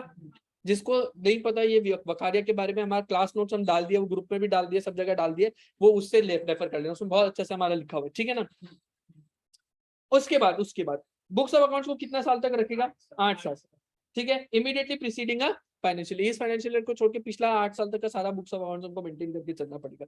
अगर सेंट्रल गवर्नमेंट इन्वेस्टिगेशन ऑर्डर कर दिया, बायजू का केस में सरकार इन्वेस्टिगेशन करने का सोच रहा है, अभी बीच में न्यूज आया था कि सरकार उसको कुछ अभी ऐसे ही नॉर्मल कैजुअल इंक्वायरी करे, अब बायजूस में घपला निकला, सरकार बोल देगा इन्वेस्टिगेशन, तो क्या अब बायजूस 8 साल पुराना बुक्स ऑफ अकाउंट्स को फेंक सकेगा क्या, नहीं।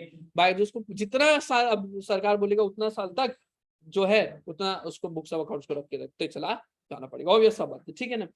पर्सन रिस्पॉन्सिबल, अगर कुछ घपला हुआ तो क्या पेनल्टी में, तो हम हमेशा क्या बात बोलते हैं बेटा, सेल्फ, नालायको सेल्फ करना है, ठीक है ना, रियल। अरे रिवीजन में बेटा पेनल्टी में क्या, managing director whole time director in charge of finance CF और इसको पेनल्टी लगता है, कितना लगता है, 50,000 रुपया, विच में एक्सटेंड टू 5 लाख, क्या करेगा बोलो हम पेनल्टी में, बेटा बेइज्जती करा रहे हो तुम भी। नेक्स्ट सेक्शन 128 क्लियर है, किसी को डाउट नहीं है, 2 मिनट टाइम दे रहे, पूछना है तो कुछ पूछ लो, किसी को डाउट नहीं है तो हम आगे बढ़ रहे हैं। Next section important section 129, financial statement कैसा हो, ट्रू एंड फेयर व्यू देने वाला हो, शेड्यूल 3 के हिसाब से हो, एएस लग के, ठीक है, ये सब तो बचपन से पढ़ते आ रहे हो तुम लोग, ये बातें किनको एप्लीकेबल नहीं होगी, शेड्यूल 3 जैसे लगाना है, ये इंश्योरेंस बैंकिंग ये सब कितना बार पढ़ा चुके हैं तुम लोगों को, ठीक है ना। इंश्योरेंस कंपनी क्योंकि इसका अपना फाइनेंशियल बनता है, बैंकिंग कंपनी का अपना बैलेंस शीट का फॉर्मेट होता है, इलेक्ट्रिसिटी जो कंपनी जनरेट करता है उनका फाइनेंशियल जनरेट करने का अपना फॉर्मेट होता है, या कोई भी ऐसा एंटिटी जिसको एक अलग तरह का फाइनेंशियल एप्लीकेबल है तो उस पर हम लोग ये अप्लाई नहीं करेगा, शेड्यूल 3 वाला बात अप्लाई नहीं करेगा। बैंक का पता है ना किया होगा, बैंक का तो अभी एडवांस अकाउंटिंग में भी किया था, पूरा फॉर्मेट अलग होता है, वैसे इंश्योरेंस और इलेक्ट्रिसिटी कंपनी का भी अलग होता है, और कोई भी एंटिटी जिसका फाइनेंशियल स्टेटमेंट का फॉर्मेट अलग होता है उनको फिर ये सब लगाने का जरूरत नहीं है, यानी शेड्यूल 3 लगाने का जरूरत नहीं है। लेइंग ऑफ फाइनेंशियल स्टेटमेंट, इसको हमेशा देखा जाता है, याद होगा अड्डा याद होगा आपको, मेंबर्स के सामने रखा जाता है, मेंबर अडॉप्ट करता है, बोर्ड ऑफ डायरेक्टर्स बनाता है और फिर उसको मेंबर के सामने रखा जाता है, मेंबर अडॉप्ट फाइनेंशियल स्टेटमेंट को करता है, तो इसको हर एजीएम में रखा जाता है, ये ऑर्डिनरी बिजनेस का आइटम होता है। ठीक, कंसोलिडेटेड फाइनेंशियल स्टेटमेंट बनता है अगर आपका कोई भी सब्सिडरी या एसोसिएट या जॉइंट वेंचर है, तो आपको होल्डिंग को कंसोलिडेटेड फाइनेंशियल्स भी बनाना पड़ता है। और इसके अंदर आगे जाकर के लॉ लिखता है, प्रोविजन कैसा लगता है, म्यूटेटिस म्यूटेंडिस। म्यूटेटिस म्यूटेंडिस मतलब क्या होता है, as it is with necessary modification, मतलब सारा कानून जो फाइनेंशियल स्टेटमेंट को लगता है वो कंसोलिडेटेड फाइनेंशियल को भी लगता है विथ नेसेसरी मॉडिफिकेशन। मतलब क्या, मान लो कहीं पर एक सेक्शन है, कोई सा सेक्शन है जिसमें लिखा हुआ है auditor shall audit the financial statement, shall audit financial statement, ऐसा लिखा हुआ है।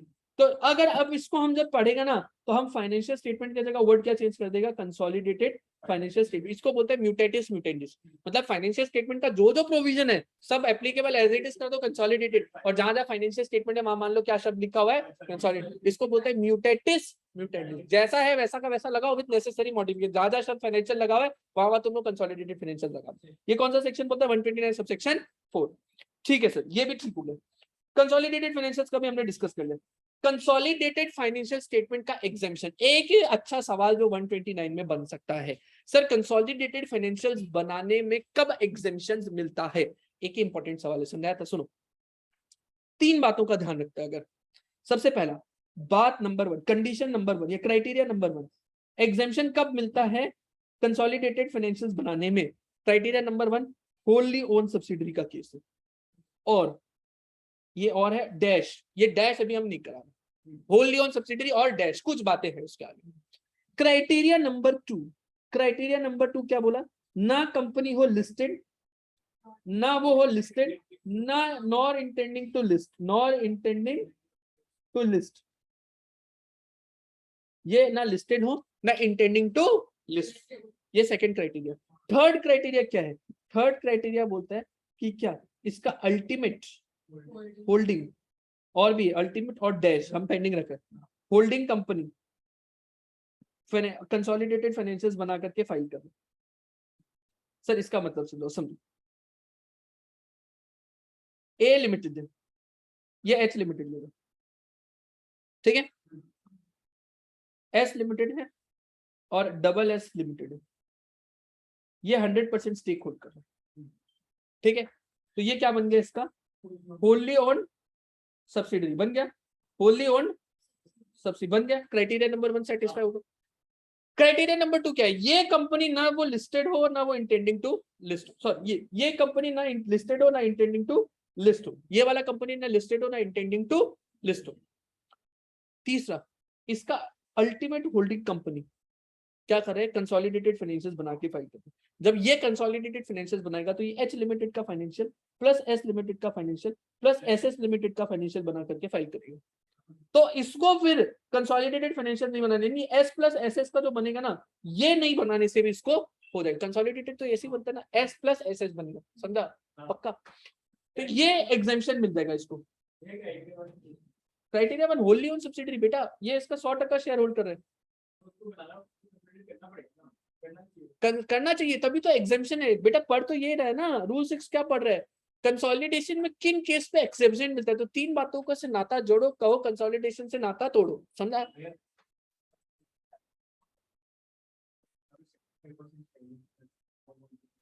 तो वो 75% अपने उसमें ऐड करना है, तब तो जो एक्स्ट्रा जो माइनॉरिटी इंटरेस्ट था ना, हाँ तो माइनॉरिटी इंटरेस्ट अब ये कंसोलिडेटेड फाइनेंशियल्स बनाएगा ही नहीं, तो फिर कहां से कौन सा माइनॉरिटी, कौन सी बातें समझ रहे, बनाना ही नहीं है, एग्जेम्प्ट है तुम, समझ गया पक्का। तो इसको एग्जेम्प्ट कर दिया कि तुमको ये बनाना ही नहीं है, एग्जेम्प्टेड, ठीक है, पहला बात। अब दूसरा क्राइटेरिया, यहां तक समझ में आया, ऑनलाइन में भी आई होप समझ में आया, किसी को कोई डाउट है तो पूछ लो, कुछ चैट पे कुछ बातें आई हैं, फटाक से बोलो, किसी को कोई डाउट है तो पूछो। तो क्लियर लिखा है बच्चे ने, वेरी गुड, शाबाश। कितना पहले लिखा, चलो ठीक है कोई बात नहीं, आई होप ठीक है, आगे बढ़ते हैं। सुनो, क्राइटेरिया नंबर 1 2 3 समझ में आ गया, तीनों बातों से नाता जुड़ेगा तो तुमको कंसोलिडेटेड फाइनेंशियल हे एस, तुम कंसोलिडेटेड मत बनो, चल जाएगा बेटा, ठीक है। अब समझो, एक तो होली ओन सब्सिडरी, और दूसरा क्या बोला, पार्शियली ओन सब्सिडरी है तो भी हम अलाउ कर देगा, लेकिन पार्शियली ओन सब्सिडरी में दिक्कत है। पार्शियली ओन सब्सिडरी में कुछ क्राइटेरिया लिखा, देखो क्या बोला मालूम है, पार्शियली ओन सब्सिडरी में क्या बोला, सुनो, एच लिमिटेड, एस लिमिटेड, एस लिमिटेड, ये 80% है, ठीक है, पार्शियली ओन सब्सिडरी हो गया। इसका 20% शेयर किसने ले रखा था? मिस्टर ए ने 5% ले रखा था, मिस्टर बी ने 5% ले रखा था, मिस्टर सी ने 5% ले रखा था, मिस्टर डी ने 9% ले रखा था और मिस्टर ई ने 1% ले रखा था। ऐसा टोटल कितना होगा? 18-20 होगा, 15-20 नहीं, ज्यादा हो गया, ओहो ज्यादा हो गया। 9 ले लो और ये 1 ले लो, ठीक है ना? ठीक है, तो 4 लोगों ने होल्ड कर रखा था, 20 होगा ना अभी तो। हाँ ठीक है। अब क्या बोला, अगर तुम पार्शियली ओन सब्सिडरी है तो तुम बाकी सारा मेंबर्स को इंटीमेट करेगा इन राइटिंग। इन राइटिंग सबको चिट्ठी भेजेगा, एजी, बीजी, सीजी, डीजी। हम लोग कंसोलिडेटेड फाइनेंशियल्स नहीं बनाने जा रहे, आपको कोई आपत्ति तो नहीं है ना? सबको लिखित में ये बात भेजेगा। और लॉ क्या बोलता है मालूम है? लिखने का प्रूफ भी अपने पास रख के रखना कि तुम भेज के रखा है सबको। और अगर एक ठू भी शेयर होल्डर चाहे मैं कर दिया, चाहे उसके पास एक ठू भी शेयर है, मान लो डी जो है 1% है, एक ठू ही शेयर है, क्यों नहीं, लेकिन अगर वो ऑब्जेक्ट कर दिया ना, वो बोला कि नहीं कंसोलिडेटेड बनाओ, तो कंसोलिडेटेड बनाना ही पड़ेगा। तो 2 क्राइटेरिया क्या एक्स्ट्रा जुड़ा? सुनो, पार्शियली ओन सब्सिडरी जैसे है 2 क्राइटेरिया जुड़ा, सारा बाकी शेयर होल्डर को इंटीमेट करो इन राइटिंग, जिसका प्रूफ भी अपने पास रख के रखना है। और दूसरा, उसमें से कोई भी ऑब्जेक्ट नहीं करना चाहिए। एक वैसे तो हम लोग हमेशा रूल ऑफ मेजोरिटी लगाते हैं, बताया ना था ना कि 75% बोल दिया सब मानना पड़ेगा। What majority says applies to all, में ऑल, समझा? What majority says applies to all.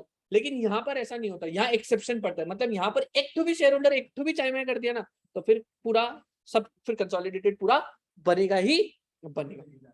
यही बात लिखा हुआ देखो। अगर होल्डी ओन सब्सिडरी है, ये पहला क्राइटेरिया था, क्राइटेरिया नंबर 1 ये है। अगर होल्डी ओन सब्सिडरी है, क्राइटेरिया नंबर 1, ये 1 का ए हो गया, होल्डी ओन सब्सिडरी है फर्स्ट। या फिर पार्शियली ओन सब्सिडरी है and all other members intimated in writing for which proof of delivery is available with the company do not object for company not preparing financial statement। 2 और 3 same है। 2 और 3 क्या है? जो company है वो securities or not listed, not in the process of listing whether in India or outside India. तीसरा, उसका या तो अल्टीमेट सब्सिडरी जो है वो फाइल कर रहा है कंसोलिडेटेड फाइनेंशियल स्टेटमेंट्स, ठीक है सर। अल्टीमेट के साथ एक और वर्ड दिखा, इंटरमीडिएट होल्डिंग कंपनी। एक और केस ले लो, एच लिमिटेड है, एस लिमिटेड है, एसएस लिमिटेड है, एसएसएस लिमिटेड है, ठीक है। ये इसका होल्डी ओन सब्सिडरी है, ये होल्डी ओन सब्सिडरी है, ठीक है। First criteria satisfied. सेकंड, इसका ना तो लिस्टेड है ना ये इंटेंडिंग टू लिस्ट है, सेकंड क्राइटेरिया सेटिस्फाइड है। थर्ड, एस लिमिटेड, इसका अल्टीमेट होल्डिंग तो एच हो गया, लेकिन इसका इंटरमीडिएट होल्डिंग कौन सा हो गया? एस। तो अगर एस लिमिटेड भी अगर कंसोलिडेटेड फाइनेंशियल्स बना के सबमिट कर रहा है तो भी इसको एग्जेम्पशन मिल जाएगा, ठीक है। ये एक ही बात है 129 में समझने वाला। ये ऑनलाइन में तुम लोग बताओ बेटा, लोग जितना लोग भी है ऑनलाइन, अरे ऑनलाइन में चिड़िया, हाँ भैया ठीक है। वेरी गुड, हाँ भैया क्लियर है। वेरी गुड, वेरी गुड, सब जोश में। क्या बात है, क्या बात है? अल्टीमेट या इंटरमीडिएट, बीच वाला भी करता है तो तू भी क्यों? एस को भी मिल सकता है ना, अगर आगे। हाँ अल्टीमेट को तो मिलेगा, यस, तभी तो एग्जाम्पशन दे बेटा। एग्जाम्पशन क्यों दिया है तुमको? लॉजिक भी तो बताया था। ये रियलिटी में कोई एग्जाम्पशन नहीं। सुनो ना, एच अपना ये जैसे ये केस ले लो, ये अपना कंसोलिडेटेड बनाने के लिए एस लिमिटेड प्लस एसएस का डेटा यूज करेगा। ये अपना बनाने के लिए पूरा consolidated H plus S plus SS का डेटा यूज करेगा। तो ये तो ऑलरेडी कंसोलिडेटेड का डेटा आ ही गया ना इसमें, तो ये कॉन्फ्लिक्ट तो ऑलरेडी हो गया। तो अल्टीमेटली सरकार को एग्जाम्पशन दे रहा है कि पागल बना रहा है बीच वाला लोग को, पागल बना रहा है, ठीक है ना। तो ये एक्चुअल में कोई बहुत ज्यादा एग्जाम्पशन है नहीं, ये तो पहले भी बता, ठीक है ना। आई होप यहाँ तक ठीक है, ओके। उसके बाद अगर कोई डेविएशन होता है एएस से, तो मुकर गया एएस से, जैसे हम तुमको बताया था AS2 लीफो अलाउ नहीं करता, लेकिन तुमको जरूरी है लीफो लगाना। AS2 से फीफो और वेटेड एवरेज अलाउ करता है इन्वेंट्री को वैल्यू करने के लिए, अगर याद होगा तुम लोग को। तो अगर मान लो तुम लोग लीफो लगाता है तो तुमको बताना होगा कि क्या डेविएशन किया, क्यों डेविएशन किया और इसका इफेक्ट क्या होगा। मान लो तुम बोलता है कि अगर हम वेटेड एवरेज लगाता तो मेरा इन्वेंट्री का वैल्यू इतना आता, लीफो लगाने से मेरा इन्वेंट्री का वैल्यू इतना आया, इससे मेरा प्रॉफिट पे इतना इंपैक्ट पड़ रहा है, तो उसका इफेक्ट भी पूरा डिस्क्लोज करना पड़ेगा। ये 120 राइट हुआ। Person responsible for punishment, punishment तो बेटा घर की बात है सर। यहाँ तक एकदम ठीक है, बोलो बोलो तारा रारा, एकदम ठीक है ना। 129 अगेन अमेंडेड, नया अमेंडेड सेक्शन है, बहुत इंपॉर्टेंट है। सुनो, पीरियोडिकल फाइनेंशियल रिजल्ट। अभी तक हम लोग जितना भी बात किया आगे भी जितना भी बात करेगा तुम लोग देखेगा कि सब एनुअल फाइनेंशियल्स के बारे में बात करेंगे। 129A जितना भी बात पहले किया भूत में और जितना भी बात करेगा भविष्य में, सब बात करेगा एनुअल फाइनेंशियल के ऊपर। ये बीच में एक 129A नया डाल दिया, देख रहे नया डाला, अब companies amendment act 2020 last year से आया, ठीक है ना, नया डाल दिए तो पीरियोडिक फाइनेंशियल रिजल्ट्स। सबसे पहले देखो क्या लिखा, सेंट्रल गवर्नमेंट बोल सकता है such class or classes of unlisted company as may be prescribe, मतलब अभी तक रूल बना नहीं है, आगे जाकर के रूल बनाएगा, बना नहीं है, बनाएगा, ठीक है। सेंट्रल गवर्नमेंट किसको किसके लिए बनेगा sir, class or classes of unlisted company, ठीक। क्या बनाने के लिए वो बनाएगा, क्या, financial results of the company on such periodical basis in such form as may be prescribed. Sir एक बात बताओ, यहां पर हम लोग क्या बात करें, अनलिस्टेड कंपनीज को सरकार क्या बनाने के लिए प्रिस्क्राइब करेगा, periodical financial results, periodical basis पे फाइनेंशियल रिजल्ट्स बनाने को बोलेगा। सर हम लोग को तो बहुत खराब लगा, लिस्टेड कंपनी को क्यों नहीं बोलते, बहुत दिल पे लग गया हम लोग का बात, लिस्टेड कंपनी को क्यों नहीं? बेटा लिस्टेड कंपनीज में ऑलरेडी सेबी का एक गाइडलाइन है, LODR रेगुलेशन, सेबी का LODR जिसका रेगुलेशन नंबर 33 बोलता है कि तुम लोग को क्वार्टरली बेसिस पे फाइनेंशियल रिजल्ट पब्लिश करना है। जो लोग स्टॉक मार्केट में लगाता होगा पैसा उसको पता होगा, हर क्वार्टर में वो लोग फाइनेंशियल रिजल्ट पब्लिश करते हैं, क्योंकि सेबी का गाइडलाइन ऑलरेडी लगा हुआ है। ओ इसीलिए तो इस खाली अनलिस्टेड पे लगाया, समझा। और कितना पीरियड पे लगाएगा ये बताया नहीं है, ये बताया नहीं है। मेरा इंट्यूशन दिल से एक आवाज आता है कि क्वार्टरली करेंगे। अब हो सकता है सरकार आगे जाके हाफ ईयरली बोल दे, हो सकता है सरकार मंथली तो नहीं बोले, क्वार्टरली या हाफ ईयरली ही बोलेगा जनरली, ठीक है। मोस्ट लाइकली क्वार्टरली ही बोले, लेकिन क्या अभी तक कुछ बोला है, नहीं कुछ नहीं बोला, ठीक है यहाँ पर, ठीक है। और to obtain approval of board of director, तो बोर्ड ऑफ डायरेक्टर से अप्रूव करें क्योंकि बोर्ड ऑफ डायरेक्टर ये अप्रूव करता है। उसके बाद complete audit or limited review of such periodic financial results. Financial statement में तो हम बताया था इंडिया के अंदर अभी तक 1 रुपया का भी ट्रांजैक्शन नहीं हुआ तो फुल एनुअल फाइनेंशियल स्टेटमेंट का ऑडिट कराना मैंडेटरी होता है। तो सरकार बोला इसका पीरियोडिक फाइनेंशियल स्टेटमेंट का क्या उतना ही डिटेल में हर बार ऑडिट कराएं क्या, तो सरकार बोला अभी हम कुछ बोल नहीं रहे, हम बोले कि हम लोग इसको दोनों लिख करके छोड़ देते हैं। इसका या तो तुम लोग को हो सकता है ऑडिट कराना पड़े या तुम लोग को लिमिटेड रिव्यू कराना पड़े। लिमिटेड रिव्यू मतलब नाम से पता चलता है कि लिमिटेड रिव्यू मतलब पूरा जितना डीप में ऑडिट होता है उतना डीप में नहीं है, थोड़ा सा कम लाइट, थोड़ा कम स्ट्रिंजेंट, ठीक है। तो उसका ऑडिट कराना पड़ेगा। ये लिमिटेड ये अभी हम बताया नहीं, भविष्य में रूल बना के अच्छा से सब कुछ बताएगा, अभी कुछ नहीं बता रहे। तो सरकार ये क्या किया अभी मालूम है, एक फाउंडेशन लेके अब धीरे से इसका रूल निकालेगा और सारा कंपनी को फाइनेंशियल पीरियोडिक बनाने के लिए बोल देगा, समझा। बड़ा अच्छा, ये भी एक अच्छा मूव माना जा रहा है, पीरियोडिक बेसिस पे फर्निश करो। कई ऐसा चीज है जो कॉर्पोरेट्स को मतलब इंडिया के अंदर करके काफी अच्छा मूव है, मैं बता रहा हूँ, ठीक है ना। हालांकि मेरा पर्सनल ये चीज है कि लिमिटेड रिव्यू नहीं करना चाहिए, इसका भी ऑडिट होना चाहिए, क्वार्टरली बेसिस पे फुल ऑडिट करो, मजा आएगा इसमें, ठीक है। तो कंप्लीट ऑडिट हो सकता है या फिर लिमिटेड रिव्यू करने को बोला जा सकता है। मजा का बात है, इनको तुमको फाइल भी करने को बोल सकते हैं 30 दिन के अंदर from the date of completion.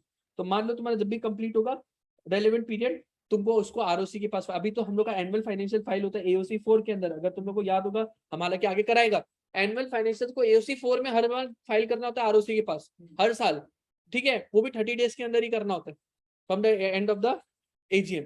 यहाँ पर भी तुमको 30 डेज के अंदर कब करना होगा, from the end of the relevant period. तो उसको 30 दिन के अंदर ऑडिट करा के लिमिटेड रिव्यू जो भी सरकार बोलेगा आगे पीरियोडिक फाइनेंशियल्स का भी तुमको सबमिशन करना होगा। कौन सा फॉर्म में करना होगा, कौन सा फॉर्म होगा, ये सब तो रूल बनेगा। इसका रूल अभी तक बना नहीं है, रूल बनेगा जिस दिन पूरा डिटेल गाइडलाइन आएगा। अभी सिर्फ सेक्शन में इसका बेस बना के छोड़ दिए, समझे ना।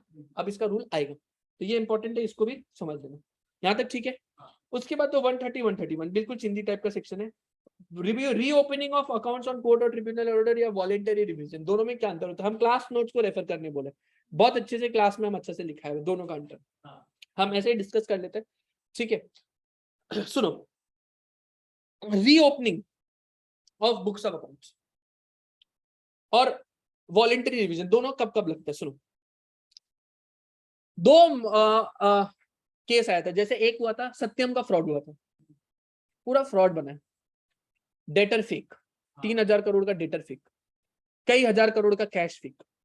अब बेटा ऐसा कंपनी जब फ्रॉड पकड़ा गया, डोंट यू फील कि इसका फाइनेंशियल कई साल से फ्रॉड चल रहा होगा, 4 साल से फ्रॉड चल रहा है, डोंट यू फील कि वो 4 साल से टान के उस फाइनेंशियल्स को ठीक करना होगा जब से फ्रॉड एक्चुअल में शुरू किया? हाँ समझ में आया?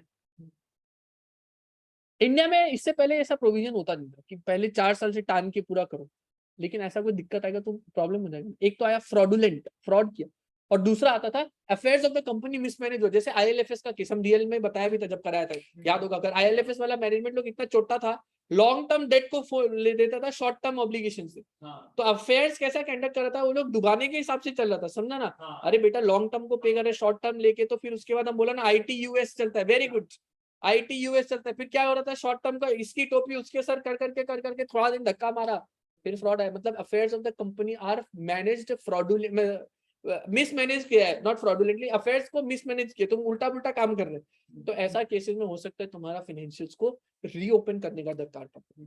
और वॉलेंटरी रिवीजन कब होता है, ये हमारा खुद का मन है, हम वॉलेंटरीली चेंज करना चाह रहे हैं, दमन में वॉलेंटरी और रीओपन। रीओपन कब होता है, जब या तो अफेयर्स मिसमैनेज था या फिर फ्रॉड हुआ, ये दो केसेस में जनरली रीओपन होता है। और वॉलेंटरी रिवीजन अगर हमसे लगता है कि हमारा कुछ गलती हो गया, हम फाइनेंशियल स्टेटमेंट को 129 के हिसाब से नहीं बनाए या बोर्ड रिपोर्ट को 134 के हिसाब से नहीं बनाए, तो अब दोनों का क्या कर सकता है, रिवीजन। इसलिए इसका नाम रखा वॉलेंटरी रिवीजन 131 का, और 130 का नाम रखा रीओपनिंग। 130 अभी और बता दो, और तुम लोग को क्लास नोट्स पे लेके चलते तो तुम लोग को अच्छा से याद आएगा।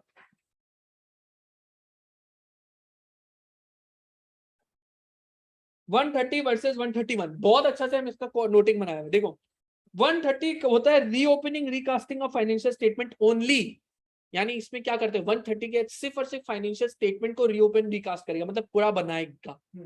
लेकिन 131 के अंदर फाइनेंशियल स्टेटमेंट और बोर्ड रिपोर्ट दोनों को वॉलेंटरीली रिवाइज कर सकते हैं।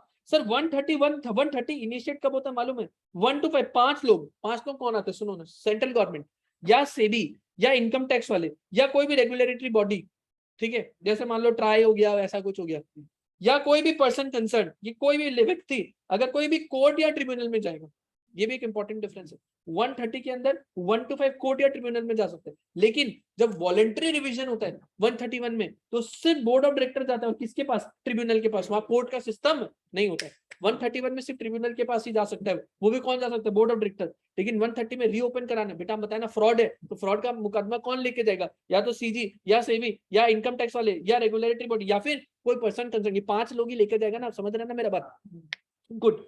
अब ये लोग क्या करेगा, 1 to 5 को नोटिस देगा और उनका रिप्रेजेंटेशन को कंसिडर करेगा, ठीक। ये इनिशिएट करता है कौन, 1 to 5, 1 to 5 में तो समझिए ना, सेंट्रल गवर्नमेंट से भी ये लोग, ठीक है।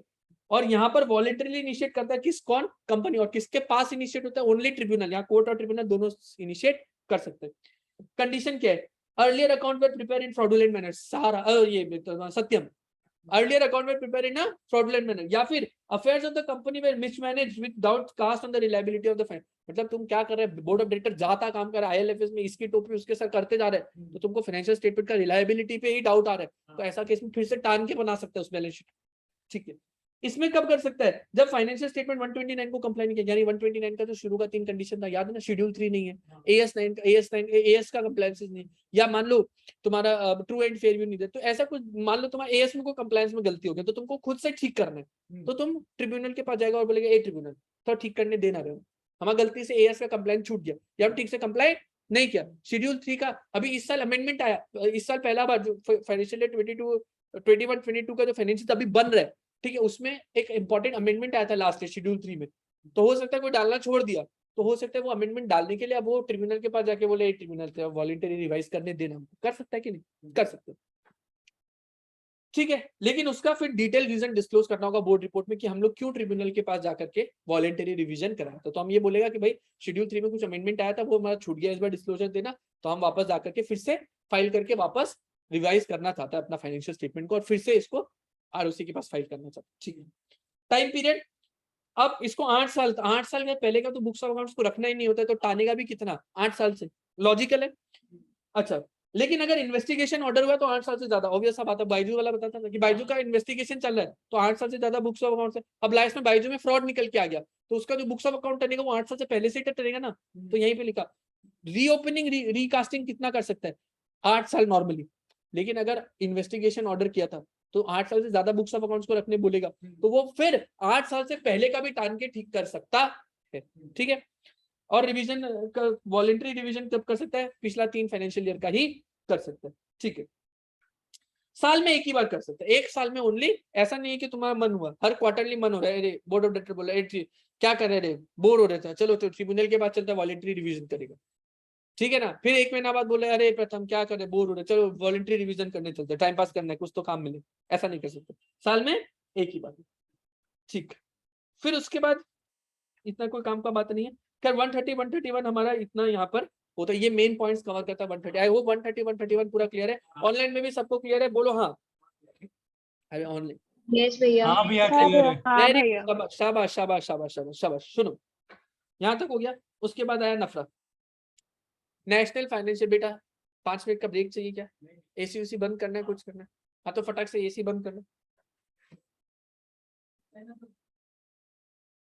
आओ बेटा, नफरा के बारे में तुम्हें सिखाऊं, national financial reporting authority. Sir बेकार बातें नहीं करेगा, सुनो।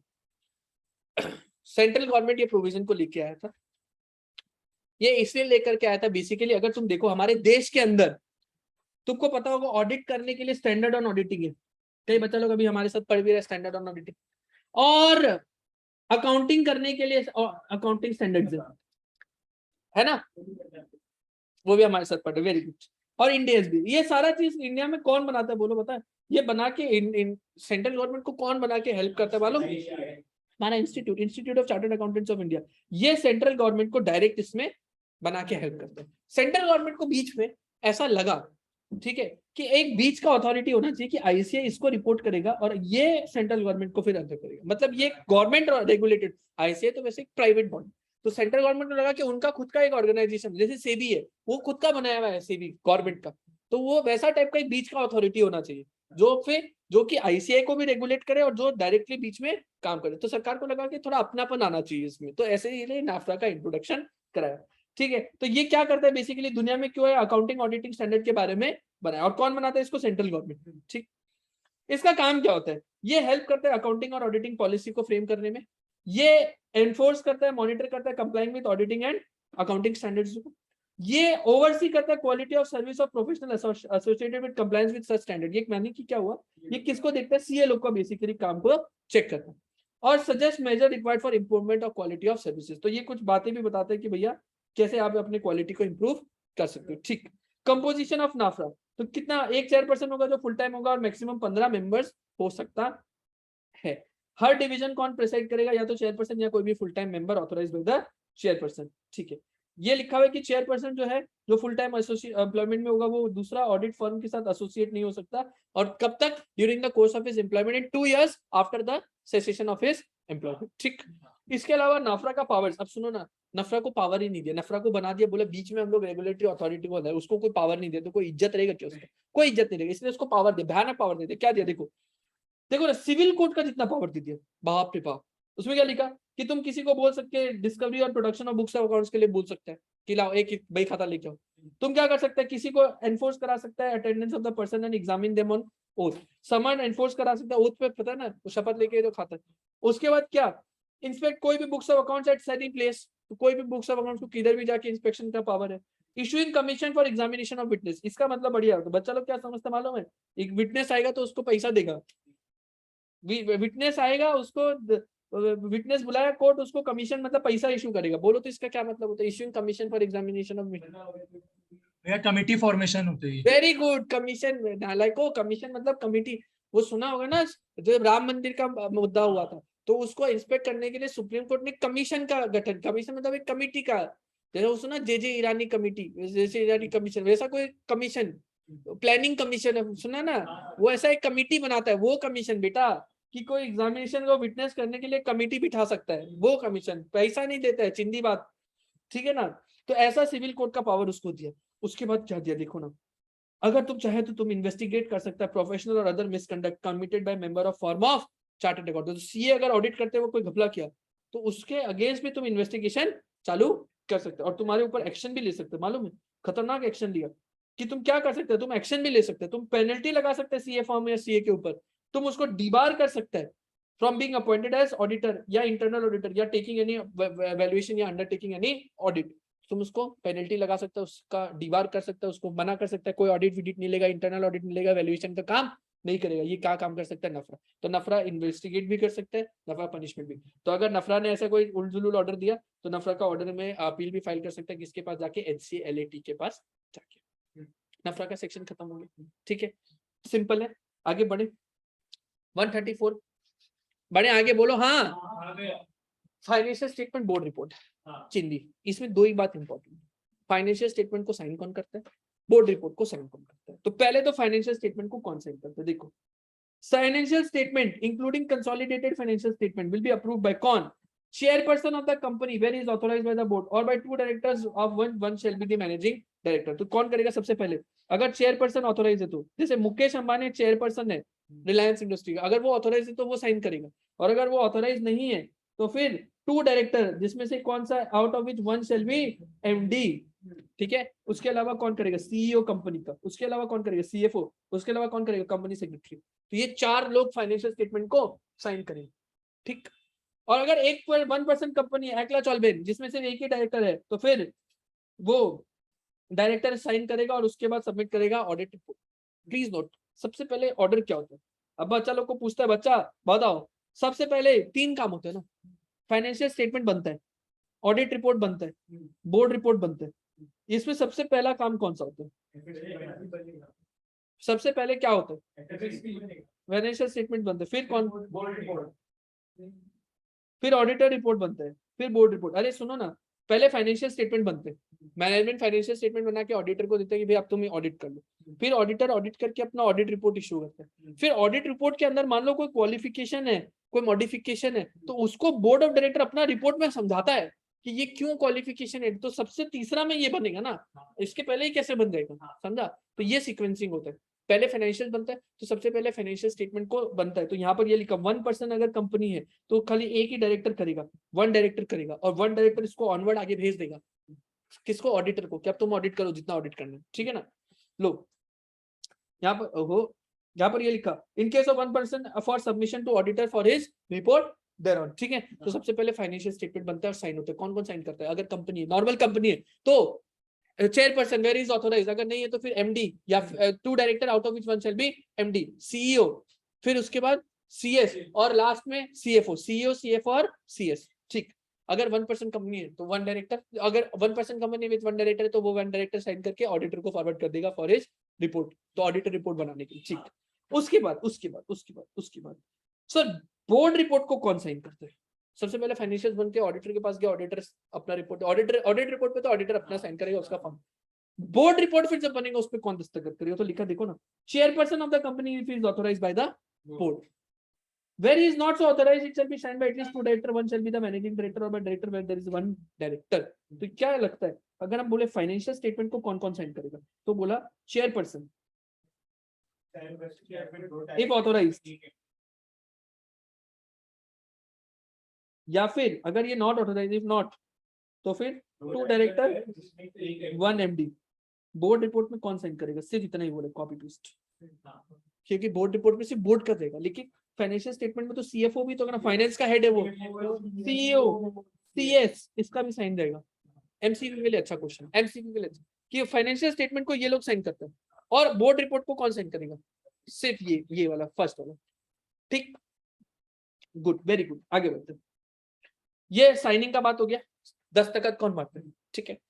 उसके बाद auditor report will be attached to every financial statement, of course financial statement auditor report हमेशा साथ में जाता है। अब बोर्ड रिपोर्ट का कंटेंट है, बोर्ड रिपोर्ट के अंदर क्या क्या बात है? बहुत सारा बात लिखा, बहुत बातें लिखी हुई।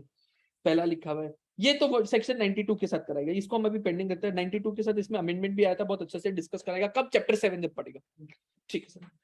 मीटिंग्स ऑफ द बोर्ड कितना हुआ, डायरेक्टर का responsibility statement, director responsibility statement तो अभी डिस्कस करना है, पेंडिंग रखा है, इसको अभी डिस्कस करेंगे। 143(12) का फ्रॉड, अगर आपको याद है ऑडिटर में 1 करोड़ से ऊपर का फ्रॉड होता है तो फिर सेंट्रल गवर्नमेंट को रिपोर्ट होता है, और 1 करोड़ से नीचे का चिंटी फ्रॉड होता है तो बोर्ड ऑफ डायरेक्टर को रिपोर्ट होता है, वो लोग अपना रिपोर्टमेंट देते हैं। तो ये लिखा हुआ देखो ना, fraud reported by auditor under 143(12) other than those which are reportable to central government, 1 crore से नीचे का फ्रॉड, तो ये डायरेक्टर रिपोर्ट में आएगा, ठीक। फिर उसके बाद बोर्ड ऑफ डायरेक्टर एक्सप्लेन करेगा, कमेंट करेगा, कोई भी क्वालिफिकेशन, रिजर्वेशन या एडवर्स रिमार्क ऑडिटर दिया या कंपनी सेक्रेटरी दिया है, और सेक्रेटरियल ऑडिट भी होता है कई कंपनी का, तो सेक्रेटरियल ऑडिटर या कंपनी ऑडिटर अगर कोई एडवर्स रिमार्क दिया तो उसको समझाएगा। तभी तो सीक्वेंसिंग वो बैठा ना कि पहले फाइनेंशियल जाएगा, ऑडिटर अपना रिपोर्ट फाइनेंशियल बन के आने के बाद ही तो ऑडिट करेगा। तो फाइनेंशियल पहले बनेगा, फिर ऑडिटर के पास जाएगा, ऑडिट रिपोर्ट बनेगा, फिर ऑडिटर कुछ क्वालिफिकेशन अपना ऑडिट रिपोर्ट में दिया, कोई एडवर्स रिमार्क दिया, तो फिर उसको समझाएगा बोर्ड रिपोर्ट। तो तीसरा नंबर पे बोर्ड रिपोर्ट बनता है, ठीक है। उसके बाद आपका कोई रिलेटेड पार्टी ट्रांजेक्शन के साथ है, कंपनी का अफेयर्स के बारे में देगा, यहाँ पर धंधा का बात होता है, ठीक है ना। Amount which it proposes to carry to reserve, ये तो डिविडेंड वाला चैप्टर में हम लोग देखा था क्यों होता है। फिर उसके बाद कितना डिविडेंड दिया है, कोई भी अदर मैटर एज में भी प्रेस हम देखो छाट के कमा दिए। तुम अगर देखिए ओरिजिनल नोट में बहुत सारा था, हम तुम बोला नहीं ये नोट हम बहुत समराइज करके दिए, तो ये नोट के अंदर हम कंटेंट बहुत कमा दिए, ठीक है। तो आपको रेगुलर नोट्स जो लोग फॉलो कर रहे हैं प्लीज वैसे, और कॉपी नोट्स मेरा बेस्ट है, ये दूसरा लोग के लिए, जनरली जो लोग दूसरा कर रहे हैं ये बैरेट को हम शॉर्ट कर दिया, ठीक है। Provided that disclosure have been included in the financial statements, वापस से इसका डिस्क्लोजर देने की कोई आवश्यकता नहीं। जैसे रिलेटेड पार्टी का ट्रांजैक्शन हम हो सकता है फाइनेंशियल में अच्छे से डिस्क्लोज कर दिया AS 18 के तहत, तो फिर से हमको बोर्ड रिपोर्ट में नहीं भी चलने से चल जाएगा। चलो, क्योंकि बोर्ड रिपोर्ट के साथ ही जाता है, फाइनेंशियल स्टेटमेंट तो बोर्ड रिपोर्ट और सब साथ ही जाता है ना, तो फाइनेंशियल में दे दिया तो वापस बोर्ड रिपोर्ट में क्या। एवरेज बोर्ड रिपोर्ट चिंटी मिंटी कंपनी के लिए, 1% और स्मॉल कंपनी के लिए संक्षिप्त रिपोर्ट, इतना लंबा चौड़ा टान टुना के इतना रिपोर्ट बन, इतना डिस्क्लोजर नहीं देने से भी हो जाएगा। तो एवरेज मतलब समराइज रिपोर्ट प्रिस्क्राइब कर देगा, ठीक है सर। फिर उसके बाद लिखा क्या, the report of the board of director to be attached to financial statement mean a report containing in case of a 1% company shall mean a report containing explanation or comment by board on every qualification, reverse or adverse remark made by the auditor। तो 1% company में board report में simple main क्या बात जाएगा, qualification, disclaimer, adverse, अगर कोई auditor दिया तो उसका एक्सप्लेनेशन देना पड़ेगा, ठीक है। इसका यही होता है। अब आपको देखो बोर्ड रिपोर्ट में डायरेक्टर रिस्पॉन्सिबिलिटी स्टेटमेंट का भी रिपोर्टिंग होता है, लिखा हुआ है, देखा है ना। तो अब डायरेक्टर रिस्पॉन्सिबिलिटी स्टेटमेंट क्या होता है, ये वही होता है जो ऑडिट प्रेमाइस पढ़ा था ना, ऑडिट के अंदर ऑडिट प्रेमाइस पढ़ा था, उसी का थोड़ा विस्तृत वर्जन है। क्या लिखा हुआ है देखो, हम लोग जब भी एनुअल अकाउंट्स बनाया, उस पे अकाउंटिंग स्टैंडर्ड लगाया, उसका प्रॉपर एक्सप्लेनेशन दिया, अगर कोई डिपार्चर हुआ है तो हम लोग वो अकाउंटिंग पॉलिसी सिलेक्ट किया, कंसिस्टेंटली अप्लाई किया जो ट्रू एंड फेयर व्यू देता है, ठीक है। फिर हम लोग सेफ गार्ड करने के लिए कंट्रोल्स प्रॉपरली लगा करके रखा, एनुअल अकाउंट्स को गोइंग कंसर्न बेसिस पे लगाया, हम लोग इंटरनल फाइनेंशियल कंट्रोल प्रॉपर रख के रखा। फिर हम लोग ये देखा कि एप्लीकेबल लॉज प्रॉपरली कंप्लाइन होते हैं। ये तो डायरेक्टर का रिस्पॉन्सिबिलिटी होता है ना, ये सब तो डायरेक्टर का रिस्पॉन्सिबिलिटी होता है ना, सिंपल सा बात है ना बेटा। डायरेक्टर का रिस्पॉन्सिबिलिटी होता है कि अकाउंटिंग पॉलिसी कंसिस्टेंटली चल रहा है, लॉ का कंप्लायंस हो रहा है, गोइंग कंसर्न पे बन रहा है, इंटरनल कंट्रोल्स ठीक लग रहा है, ये सारा बात ही अपना रिस्पॉन्सिबिलिटी स्टेटमेंट में देता है, ठीक ठीक। साइनिंग वाला बात हो गया, circulation. A signed copy of every financial statement, if any, shall be issued along with a copy of notes, auditor report, board report। तो सिंपल है, क्या क्या जाएगा, हम लोग आगे पढ़ेगा भी, financial statements and other documents. तो बेसिकली क्या जाता है मालूम है, auditor report, financial statement, board report, ये सारा चीज इकट्ठा मिलके एक साथ जाता है, कहीं भी जाते तो इसको हम लोग आगे जाकर के नाम भी दे देते हैं FSOD, financial statement and other document. Penalty for contravention तो पता ही है। Matter to be included in board report, तो क्या क्या मुद्दे और रूल में लिखा हुआ है, चुल मचान खत्म नहीं हुआ, बोला रूल में और भी बात लिखी है जो बोर्ड रिपोर्ट पे लिखना है। तो क्या लिखा, हाईलाइट करो परफॉर्मेंस ऑफ द साथी कंपनी, एसोसिएट, जेबी, ये सब कंपनी को। सर एग्जाम में ऐसा क्वेश्चन आ सकता है क्या, एक बार एक छोटा सा थ्योरी क्वेश्चन आया था बहुत पहले, डायरेक्टर रिस्पॉन्सिबिलिटी स्टेटमेंट में क्या कंटेंट होता है, ऐसा छोटा, अभी मुझे नहीं लगता पर्सनल लेवल पे ऐसा कोई क्वेश्चन आएगा। इसमें 2 अमेंडमेंट है, उससे कुछ पूछ सकता है, लेकिन हमको उसके अलावा नहीं लगता कि कहीं भी कोई क्वेश्चन आएगा। अमेंडमेंट क्या भी कराएगा, आई मीन, ठीक है ना। फिर आपका कोई अगर रिलेटेड पार्टी के साथ कोई कॉन्ट्रैक्ट है वो AOC 2 में जाएगा। कुछ बातों में और करेगा कि भाई तुमने कितना एनर्जी बचाया, कितना टेक्नोलॉजी नया बनाया, कितना तुम्हारा फॉरेक्स का अर्निंग्स है, तो ये सारा चीजें तुमको देना पड़ेगा, ठीक है। फिर ये सारा बातें, ये सब आप पढ़ सकते हैं खुद से रिलेटेड, और भी कुछ जैसे फाइनेंशियल समरी है, नेम ऑफ सब्सिडरी, ये सब खुद पढ़ सकता है। इसमें 2 इंपॉर्टेंट अमेंडमेंट है जो हम कराया, करा देते हैं। इंपॉर्टेंट अमेंडमेंट 2 है, एक ये और एक ये नया ऐड हुआ है लास्ट ईयर, ठीक है। इंपॉर्टेंट अमेंडमेंट है, सुन लो क्या है। Details of application made of any proceeding under insolvency bankruptcy code during the year along with the status at the end of the financial year, important is। सरकार एक नया कानून लेकर के आया था 2016 में, Modi ji, insolvency bankruptcy code. क्यों लाया सुनो, इंडिया में अगर कोई बंदा कंपनी से बैंक से पैसा ले लिया ना, तो वर्ल्ड बैंक का एक रिपोर्ट था, उसको रिकवर करने में 4.5 साल लग जाता है। तुम सोच के देखो भाई, समझ रहे हैं? 4.5 साल। बैंक से हम एक बार पैसा ले ले तो 4.5 साल हमसे, तो बैंक चलेगा किससे? दिक्कत आ रहा है ना। तो बैंक को रिकवरी को इजी करने के लिए कानून लेकर के इंसॉल्वेंसी बैंकरप्सी कोड, एक होता है एक्ट, जैसे हम लोग पढ़ रहे हैं कंपनीज एक्ट, एक होता है code, insolvency bankruptcy code. Code क्यों बोलता है मालूम है?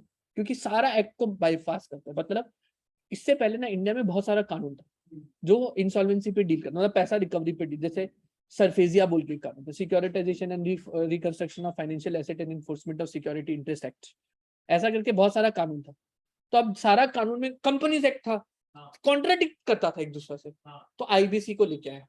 जब एक कोड लेकर के आया इंसॉल्वेंसी बैंकरप्सी कोड, ये सबका बाप हो गया, समझा? इंडियन पीनल कोड वो सबका बाप हो गया, बाकी सारा कानून साइड में, इसका बात मानेगा, समझा? तो ये सारा फिर उसके बाद से क्या क्या मालूम है, जब ये कोड आया तो कंपनीज एक्ट को इसके हिसाब से चेंज किया, आईबीसी के हिसाब से। पहले दोनों का अलग अलग बात चलता था, फिर जब आईबीसी आया तो आईबीसी के हिसाब से कंपनीज एक्ट में चेंज किया, समझा? कई सेक्शन डिलीट कर दिया, बोला वो छोड़ो, डिलीट करो। क्यों? क्योंकि इसका बात तो आईबीसी कर रहा है, तो हम लोग अपने से डिलीट करो, समझा? तो इंसॉल्वेंसी बैंकरप्सी कोड इसलिए लेकर के आया कि कंपनी का अगर कोई पैसा, मतलब कंपनी किसी से लोन वीन लेकर के चुकता नहीं कर रहा है, तो उससे रिकवरी करेगा। और इसमें क्या प्रोसेस है मालूम है? 180 + 90, बात खत्म। 180 + 90, 270 दिन में रिकवरी करने का बात हम लोग टारगेट लिया, हालांकि हुआ नहीं, फिर अमेंडमेंट वगैरह आया, ये सब बात का बात है, पर ये लोग टारगेट लिया इतना दिन में रिकवर करा दियो। कहाँ 4.5 साल, कहाँ 270 दिन, तो फास्ट रिकवरी हो। इसीलिए तो सबसे पहले कंपनी को ये बोर्ड ऑफ डायरेक्टर में दिखाना है कि कहीं तुम्हारे खिलाफ कोई प्रोसीडिंग पेंडिंग तो नहीं है, या कोई एप्लीकेशन तो नहीं डाला गया under insolvency bankruptcy code during the year, और अगर डाला गया तो क्या स्टेटस पे at the end of the, ये किस पे डिस्क्लोज करना होगा? बोर्ड रिपोर्ट पे डिस्क्लोज करना होगा, ठीक? क्योंकि जैसे बोर्ड रिपोर्ट में आएगा सबको चौक करना हो जाएगा ना भाई कि कंपनी जो है हालत खस्ता है, इसका किसी का पैसा मार चुका है, तो ये लाइमलाइट में बात आती है, ठीक? ये लाइन पढ़ो, details of difference between amount of valuation done at the time of one time settlement and valuation done by taking loan from bank और financial institution along with reasons thereof. क्या मतलब है? सुनो क्या मतलब है।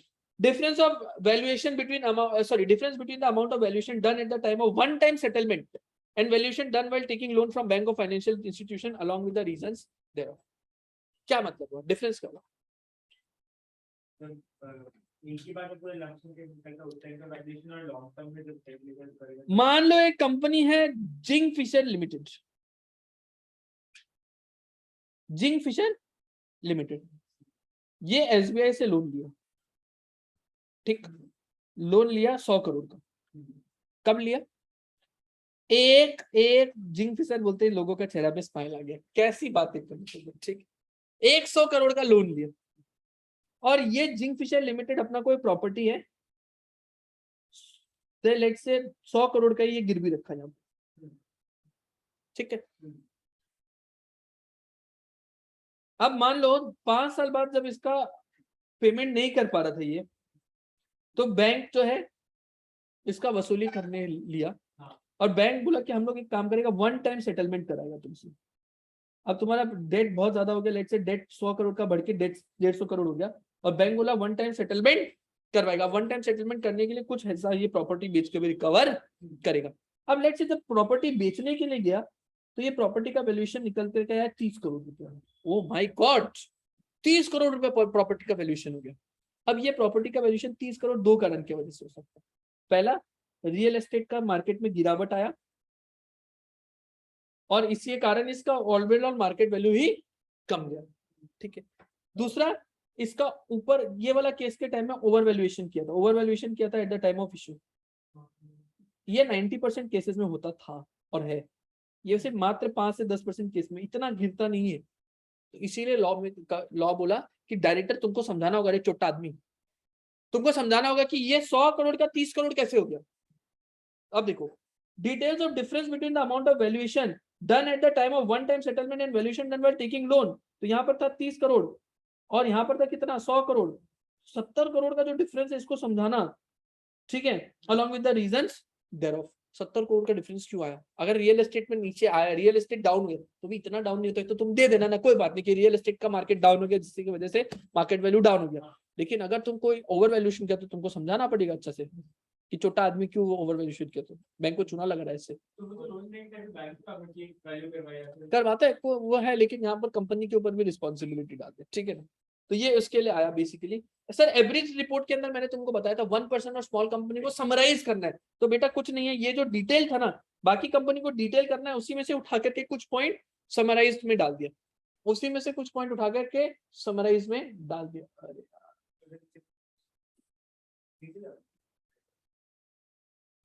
ठीक है ना, तो उसी में से कुछ पॉइंट उठा करके इसमें डाल दिया समराइज। तो एग्जैक्ट सेम पॉइंट से रिपीटेड है, अब इसको खुद से पढ़ सकते हैं, कोई दिक्कत नहीं है, ठीक। उसके बाद आता है corporate social responsibility. Do you want a 5-10 minute break before starting the CSR part? We will take 5-10 minute break and then we will start with CSR. Thank you very much. चलो पहले हम 136, 137, 138 करा देते हैं, फिर CSR ले लें, क्योंकि CSR तो तुम लोग जानते ही है भयानक इंपॉर्टेंट है, मतलब इतना इंपॉर्टेंट कुछ हो नहीं सकता। एक क्वेश्चन आ सकता है इंटीग्रेटेड MCQ पे, मतलब इतना ही ज्यादा इंपॉर्टेंट है, इतना हम बता नहीं सकते कितना। और 136 कर लेते हैं इससे पहले। 136 क्या बोलता है मालूम है? 136 बोलता है कि कुछ लोग को FSOD सर्कुलेट करना है। FSOD मतलब क्या हो गया मालूम है? Financial statements and other documents. Financial statements and other documents में क्या आ गया मालूम है? पहला financial statement, consolidated financial statement if any, auditor report, every other document required to be attached to the financial statement, for example board report. तो ये चारों चीजों को हम मिला करके क्या बना देता है? FSOD। आगे हम FSOD यूज करेंगे। तो फाइनेंशियल स्टेटमेंट अदर डॉक्यूमेंट मतलब financial statement, consolidated finance, CFS मतलब कैश फ्लो नहीं है, हाँ यहाँ पे consolidated financial statement, consolidated financial statement, auditor report, every other document required to be attached or next to financial statement, for example board report। ठीक, तो ये सब भेजा जाएगा किसको किसको? पहला every member, every trustee, every person entitled to the notice of general meeting। तो कौन कौन entitled to the notice of general meeting? अगर तुम लोग को ध्यान है, वेरी गुड, क्या बात है, वेरी गुड वेरी गुड। आप तुम लोग को थोड़ा सा पढ़ा भी देता है। 96 जो बच्चा लोग भूल गया है chapter,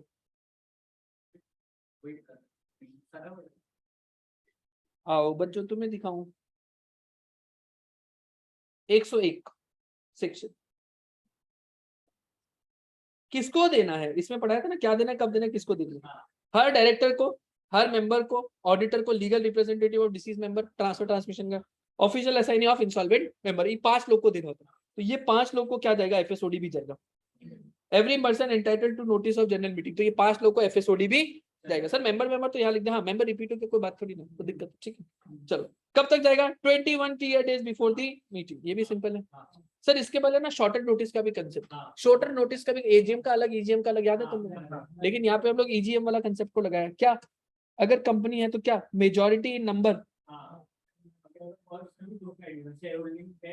95% of the paid up capital, not less than 95% of the paid up, majority in number and not holding less than 95% of the paid up। Very good. Company having a share capital का पहले discuss कर लेते हैं, फिर उसका। तो इसमें था majority in number and not less than 95% of the paid up capital as give the right to vote.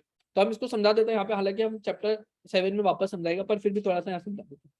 मान लो एक कंपनी है H लिमिटेड, इसके अंदर M1 है, M2 है, M3 है, M4 है, M5 है, M6 है, M7 है, M8 है, 8 ही लगते थे।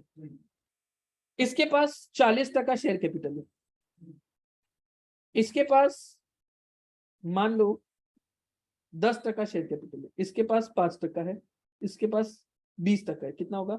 50, 50 और 75, इसके पास 80,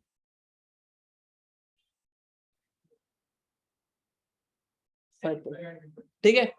तो अब अगर मान लो M1 से लेके M7 आया, तो क्या मेरा ये क्राइटेरिया फुलफिल होगा? मेजॉरिटी इन नंबर मतलब 8 से ज्यादा चाहिए, 8 में मेजॉरिटी मतलब 5 या उससे ज्यादा। तो क्या 5 या उससे ज्यादा है? हाँ। क्या 95% पेड अप कैपिटल है? 15, 55, 75, 90 पूरा है। तो इसका मतलब ये आने से मेरा, अगर इतना लोग कंसेंट कर दे, not having any, not objecting for short, मतलब अगर 21 दिन से पहले भेजने, हाँ, हाँ, हमको हो सकता है जनरल मीटिंग मेरा 30 तारीख को, 30 सितंबर को एजीएम है, 30 सितंबर को एजीएम है, और अगर 28 को ये लोग भेज रहे हैं हम फाइनेंशियल स्टेटमेंट अदर डॉक्यूमेंट, और इतना लोग ऑब्जेक्ट नहीं करता है, इतना लोग ऑब्जेक्ट नहीं करता है, तो ये शॉर्टर नोटिस भी वैलिड है। यही देखो ना क्या लिखा, मेजॉरिटी नंबर, ये क्राइटेरिया 1 है, जो 95% से नीचे होल्ड ना करे, मिनिमम 95%, क्राइटेरिया 2, ये दोनों जो सेटिस्फाई करे, अगर ये लोग अप्रूव कर दे, ये लोग अगर अप्रूव कर दे तो फिर कोई दिक्कत नहीं है। अब पूछ क्या पूछ, जल्दी पूछ, ठीक है। अगर कंपनी शेयर कैपिटल वाला नहीं है, गारंटी कंपनी वाला है, उस टाइप में तो simple 95% of the total voting power, simple है। ये शॉर्टर नोटिस का कंसेप्ट है, हालांकि sorry shorter financial statement other document का शॉर्टर नोटिस से मिलता है ईजीएम वाला, हालांकि ये वापस करा भी देगा 101 जब कराएगा तब, ठीक है, पर यहाँ तक ठीक है, कोई दिक्कत नहीं, वहां पर हम और डिटेल में करा देगा एजीएम वाला सेक्शन में, पर अभी हम थोड़ा सा ऊपर से बोला, ठीक है। उसके बाद सिंपल, अरे उसके बाद तो बड़ा सिंपल है, सुनो। लिस्टेड कंपनी के लिए सरकार थोड़ा मेहरबान हो, लिस्टेड कंपनी के लिए सरकार थोड़ा सा मेहरबान हो, क्यों बोले मालूम है? अब मान लो रिलायंस इंडस्ट्री है, इसका 1 करोड़ मेंबर्स है, हो सकता है ना देश में, क्योंकि लिस्टेड कंपनी शेयर, मान लो 1 करोड़ मेंबर, 1 करोड़ तो छोड़ो 10 लाख ही मान लो ना, क्या दिक्कत है?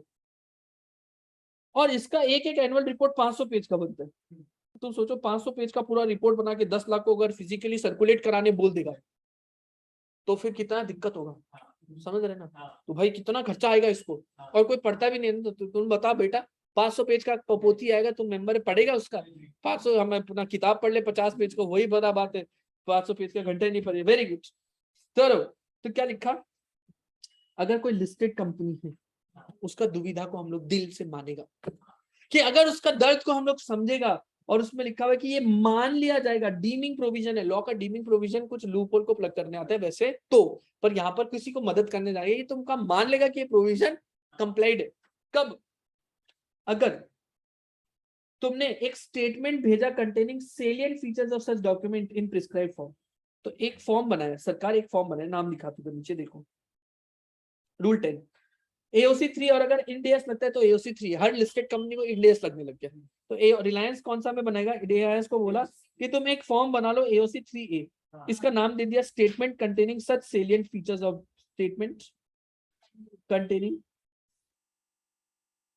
सेलिएंट फीचर्स, इसका नाम फैंसी नाम दे दिया, समराइज नहीं बोला। एक्चुअली 500 पेज का रिपोर्ट को बनाम रख देता समराइज रिपोर्ट तो भी तो चलता, लेकिन फैंसी नाम दिया स्टेटमेंट कंटेनिंग सच सेलिएंट फीचर्स, तो उसका नाम दे दिया, और इसका फॉर्मेट दे दिया AOC 3 है अगर तुमको इंडियस लगता है तो, और अगर तुमको सिंपल AS लगता है तो AOC 3। ये फॉर्मेट में तुम लोग बनाओ, समराइज्ड बना लो पूरा 500 पेज का मत, ये बना के तुम लोग सर्कुलेट कर दो, ठीक है? कब सर्कुलेट करो? Not less than 21 days before the date of the meeting, ठीक है? और साथ ही साथ अब किसी को मेंबर है, कोई मेंबर है, हम रिलायंस का मालिक है, पता है बोला तो था अभी रिलायंस का मालिक है, हमको जोर से इंस्पेक्शन है, हम बोले पूरा फाइनेंशियल्स का इंस्पेक्शन करेगा, ये क्या बात हुआ? हमको तुम लोग समराइज AOC 3 कैसे भेजते थे, हमको तो पूरा डिटेल में इंस्पेक्शन करना, तो बोला देखिए उस केस में कंपनी को क्या करना होगा मालूम है? कंपनी को वो सारा डॉक्यूमेंट इंस्पेक्शन के लिए अवेलेबल कराना पड़ेगा अपना दफ्तर के अंदर during working hour 9 AM to 6 PM, और कब? 21 days before the date of meeting, यानी कि अगर हम चाहता है कि हमको इंस्पेक्शन करना है तो हम वो इंस्पेक्शन भी कर सकता है, तो कंपनी दफ्तर में हमको पूरा इंस्पेक्शन करने भी देगा 21 डेज पहले और वर्किंग आवर्स में जाके। एकदम फेयर एनफ प्रोविजन है। सेलिएंट फीचर में तो किसी को डिटेल में इन्वेस्टिगेट करना तो वो डिटेल में इन्वेस्टिगेट कर लेगा। बेटा वो बुक्स ऑफ अकाउंट्स का बात करें या फाइनेंशियल स्टेटमेंट और अदर डॉक्यूमेंट्स का बात करें? 128 में books of accounts, books paper ये सब का, यहाँ फाइनेंशियल स्टेटमेंट अदर डॉक्यूमेंट का बात करें, ठीक है? यहाँ पर ठीक है, यहाँ तक तो ठीक है, कोई दिक्कत नहीं आएगा। अच्छा उसके बाद अब बताया कि भैया सबको भेजना है, यहाँ पर क्या लिखा कि AOC 3 के अंदर तुम लोग बना करके स्टेटमेंट कंटेनिंग सच सेलिएंट फीचर्स बना के सर्कुलेट करो, भेजो।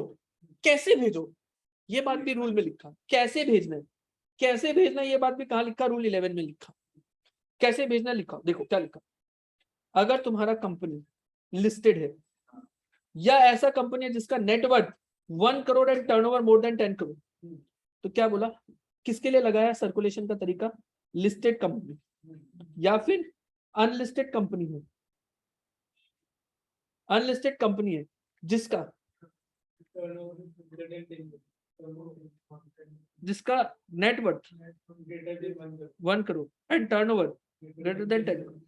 हालांकि ये पब्लिक कंपनी, अनलिस्टेड नहीं बोलेगा, पब्लिक कंपनी, जो भी अदर पब्लिक कंपनी है जिसको करना है, जिसका नेटवर्थ ग्रेटर देन 1 करोड़ है, टर्नओवर ग्रेटर देन 10 करोड़ है, उसको ये प्रोविजन दिया। क्या बोला कि अगर तुम्हारा शेयर होल्डर है जो डीमैट में होल्ड करके रखा है, ठीक है, और जिसका ईमेल आईडी है डिपॉजिटरी के पास, एनएसडीएल सीडीएसएल, अभी तुम लोग कोई भी रिसेंट में अगर डीमैट खुलाता है ना तो बिना ईमेल आईडी के खुलता ही नहीं हो, क्योंकि सारा ईजीएम एजीएम सबका नोटिस ईमेल में आता है आजकल।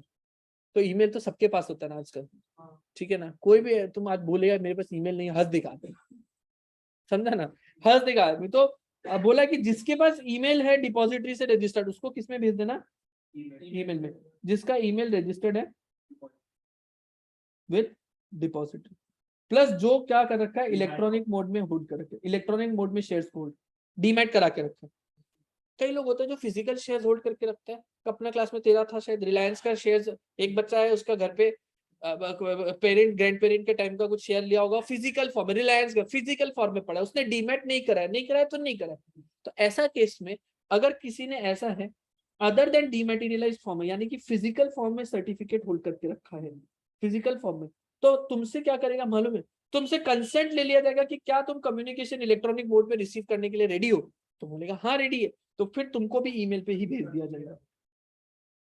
और जो तीसरा एलियन टाइप का आदमी है, उसके पास ना तो ईमेल है ना उसको चाहिए वैसा कुछ, तो फिर उसको फिजिकल कॉपी भिजवा देना। ऐसा टाइप का एलियन बहुत कम होता होगा दुनिया में, ठीक है ना। तो 3 कैटेगरी में डिवाइड किया, सुनो क्रक्स, पूरा क्रक्स हम इन तीनों बात को जोड़ देते हैं, पूरा क्रक्स का बात जोड़ देते, सुनो। सबसे पहले प्रोविजन क्यों है बेटा, जो बड़ा बड़ा कंपनीज है उसको 500-600 पेज का बना के 10-10 लाख लोगों को सर्कुलेट कराना बड़ा दिक्कत होता है, वो लोग समझ में आ रहे हैं। तो ऐसा केसेस के अंदर लॉ क्या बोला, लॉ बोला कि ऐसे कंपनीज को हम बोलेगा तुम AOC 3 बना लो अगर AS लगा रहे तो, और AOC 3A बना लो अगर इंडेस लगा रहे तो। ये क्या है बेटा, ये समराइज है, लेकिन लॉ का वर्ड क्या है, statement containing salient features, statement containing, तुम ये बना लो, स्टेटमेंट कंटेनिंग सेलिएंट फीचर्स का ये फॉर्म बना लो। अब इसको तुम बांट दो। बांटेगा कैसे, इसका तरीका रूल में लिखा हुआ है मालूम है। बोला कि अगर किसी का डीमैट फॉर्म में है और उसका ईमेल आईडी भी है रजिस्टर्ड विद द डिपॉजिटरी, तो उसको इलेक्ट्रॉनिक मोड से भेज दो। ये AOC 3 AOC 3 भी इलेक्ट्रॉनिक मोड। अगर किसी का फिजिकल फॉर्म में है और उसने कंसेंट दे दिया है तो फिर उसका भी इलेक्ट्रॉनिक फॉर्म में सर्कुलेट। और कोई ऐसा गवाह है जो अदर इसी तीनों से बड़े अदर्स केसेस के अंदर, तो उसको फिजिकल डिलीवरी करा। हाँ सॉरी वेरी गुड, बच्चा सही था, बच्चा है वेरी गुड, सॉरी सर, बच्चा मैं सेंटिमेंटल हूँ।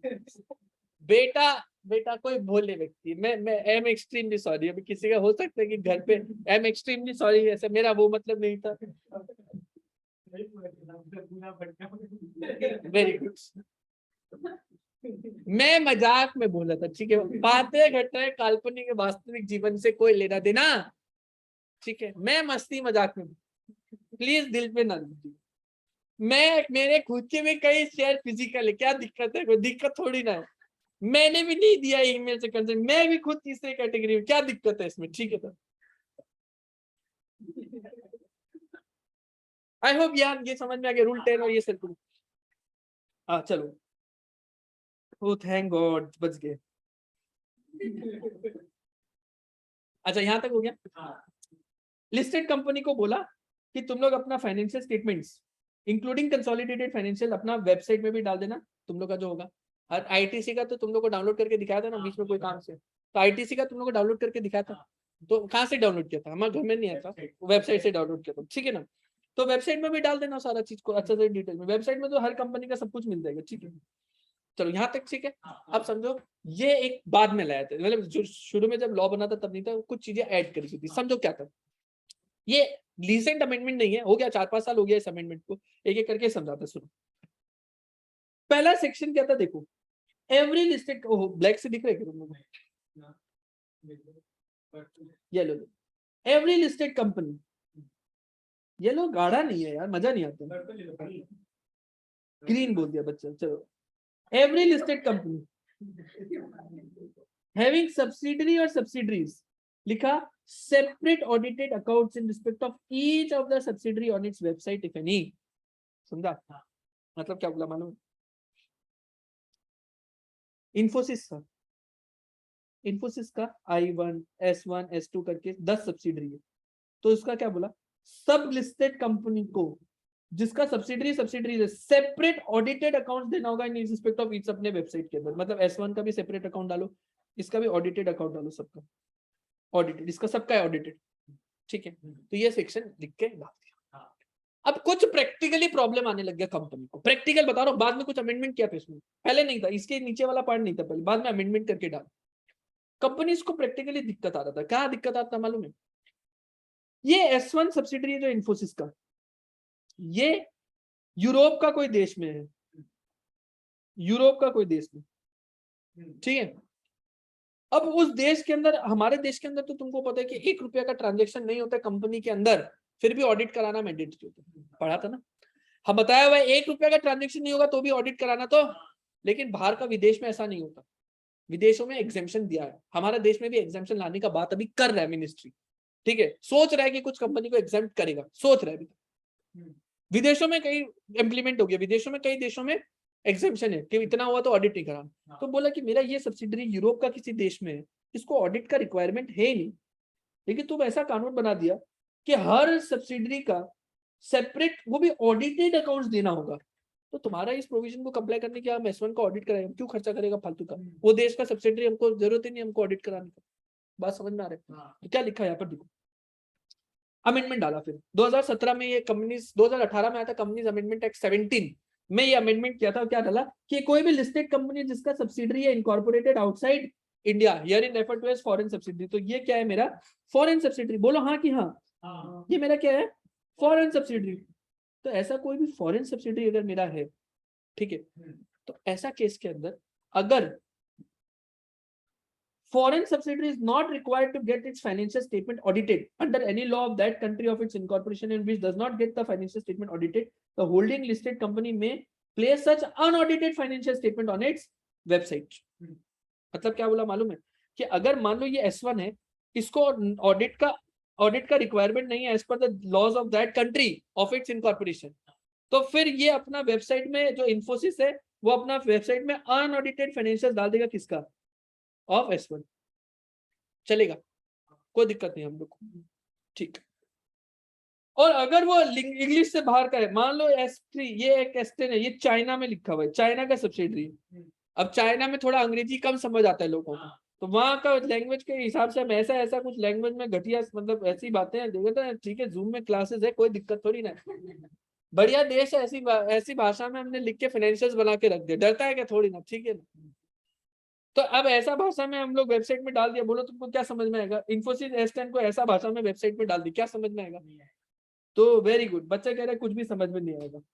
जहां पर financial statement other than English में, चाइना में, चाइनीज में बना के, तो फिर उसका ट्रांसलेटेड कॉपी को इंग्लिश में डाल दो वेबसाइट के अंदर, बेटा इंग्लिश में कन्वर्ट कर दो ना, ये चीनी भाषा में जो लिखा हुआ है उसको इंग्लिश में कन्वर्ट करके वेबसाइट पे डालो, ठीक है, ये भी समझ में आएगा। सर ये ऊपर भी कुछ लिखा हुआ, सुनो ना, हम तुम लोग को ऑडिट पढ़ाते वक्त कहीं बोला भी था कि विदेशों में ना स्टैंड अलोन का कंसेप्ट नहीं है, कंसोलिडेटेड ही बनता है। अब मान लो इन्फोसिस का 4 सब्सिडरी है, S2, S3, S4, S5, ये यूएस में।